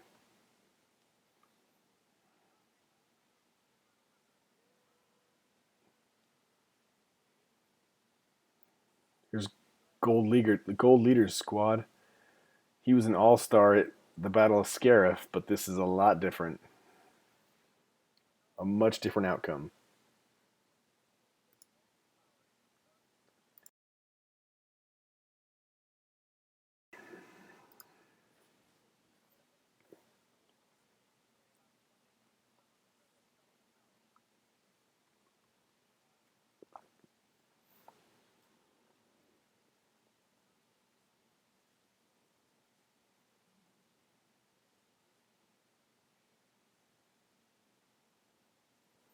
The guns, they've stopped.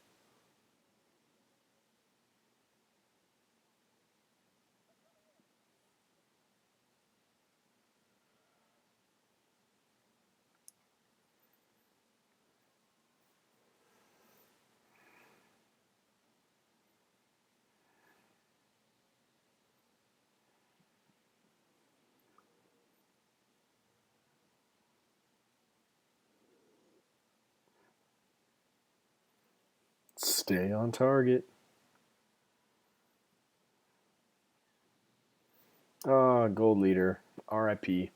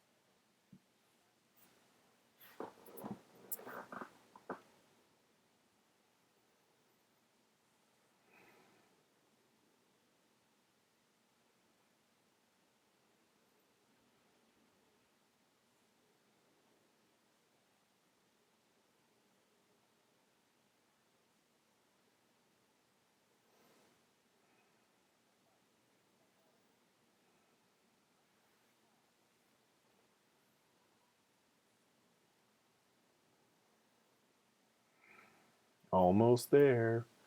Almost there.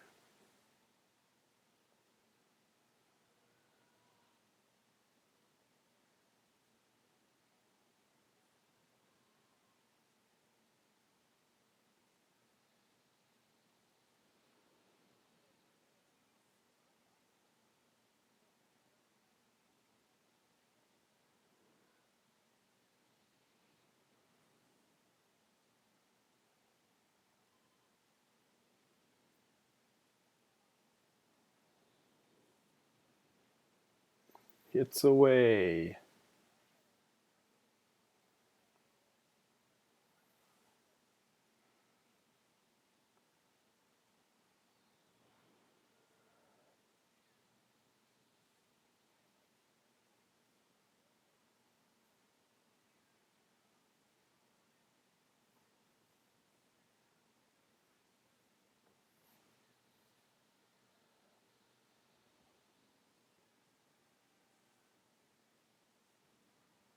Oh, snap.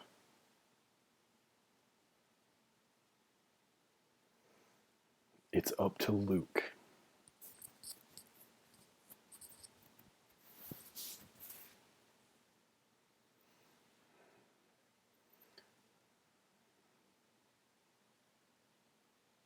Yeah, it's the three boys.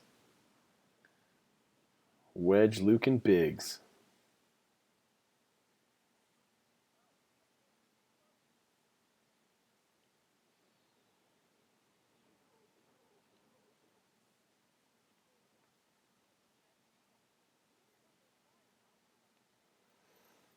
This stuff is, if you can't tell by watching my stream, I'm totally like mesmerized by it.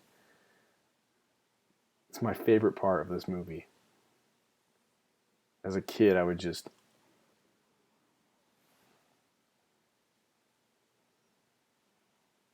you know what, it holds up pretty good right now still.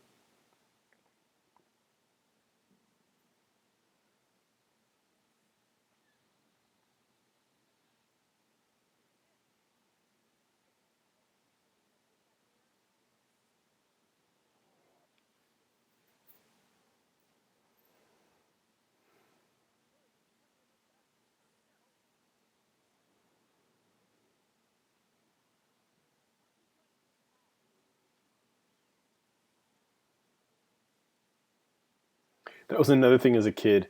Whenever an X-wing was destroyed, I was like more sad and devastated that the R2 unit on the ship died than the person.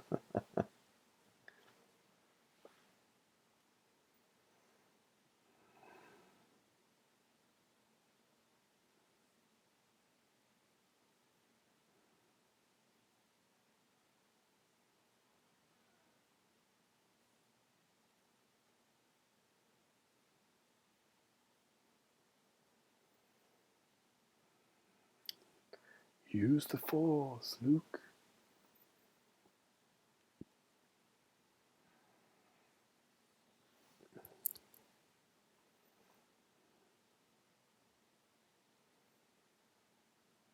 Mm-mm. Mm-mm.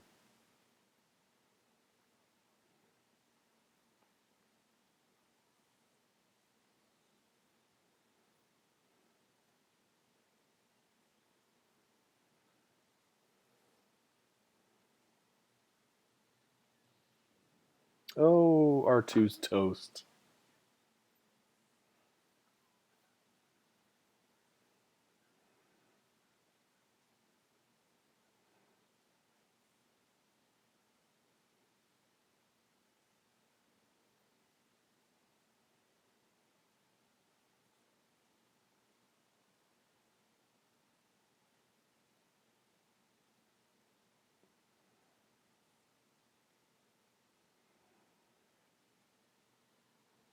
Yeah, what? What? Good old Han.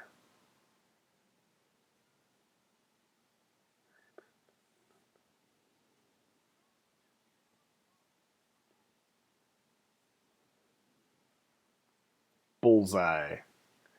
Nice shot, Luke. Right down the exhaust pipe.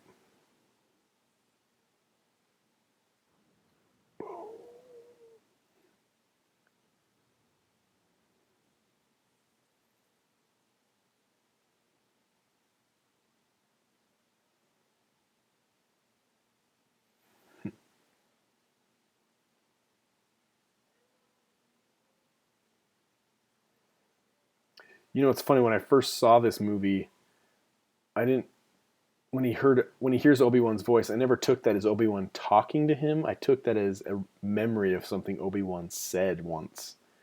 But now it's clear that it's Obi-Wan talking to him.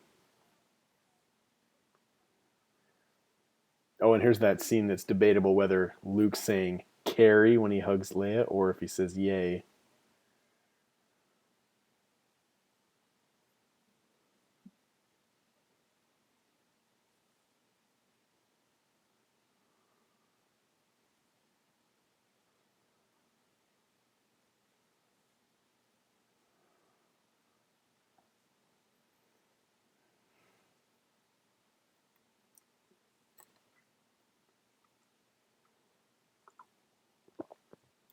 Medal ceremony.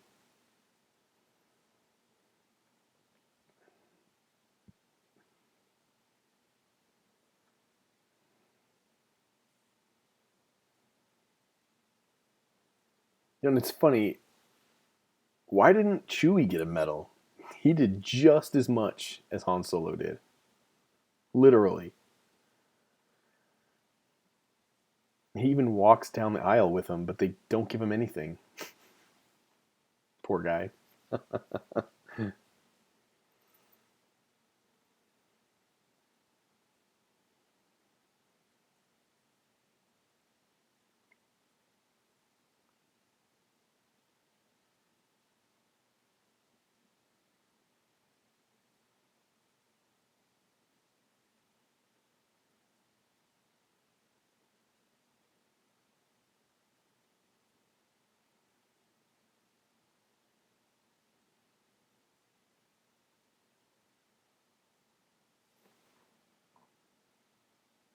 Man, I love this movie.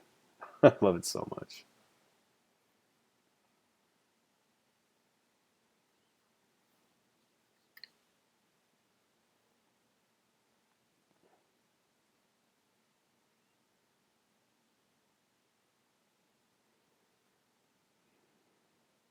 That's Chewie saying, "Where's my medal?" Or "Come on, guys." It's like, seriously. And that is the end of A New Hope. Gosh, I love watching that movie. Every time I watch it, I'm reminded of why I love Star Wars so much. Um, A New Hope's not my favorite in the original trilogy, but there's just something about it that's so magical. It just really set the standard for what we've got in the films that follow and what's become this mega franchise. Anyway, thanks for those who joined in. There wasn't a lot of comments tonight, which is fine. I didn't make an announcement I was doing this. I just kind of did it off the cuff last minute, and I did it late at night on a Friday night. So I wasn't expecting a lot of live comments, but that's fine. I've still got Empire Strikes Back, Return of the Jedi, Force Awakens, and The Last Jedi to do. 4 more movies. And then we've got The Rise of Skywalker coming December 20th. So looking forward to that. In the meantime, I've been doing a lot of live streams for The Mandalorian. With every new episode that comes, I'll do another one of these. Been having a lot of fun with that.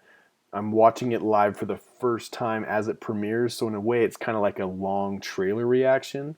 I never know what's coming, so it's a lot of fun. If you're new to my channel, please consider subscribing if you like this video. Again, I'm still pretty new to the whole live stream thing. This is only like the 4th or 5th time I've done it like legit. And but I normally do 1-minute movie reviews, some movie rankings, and a lot of other movie related stuff. So if you are into that kind of thing, please consider subscribing. If you like this video, give it a thumbs up. And thanks so much, guys, for everything. And if you...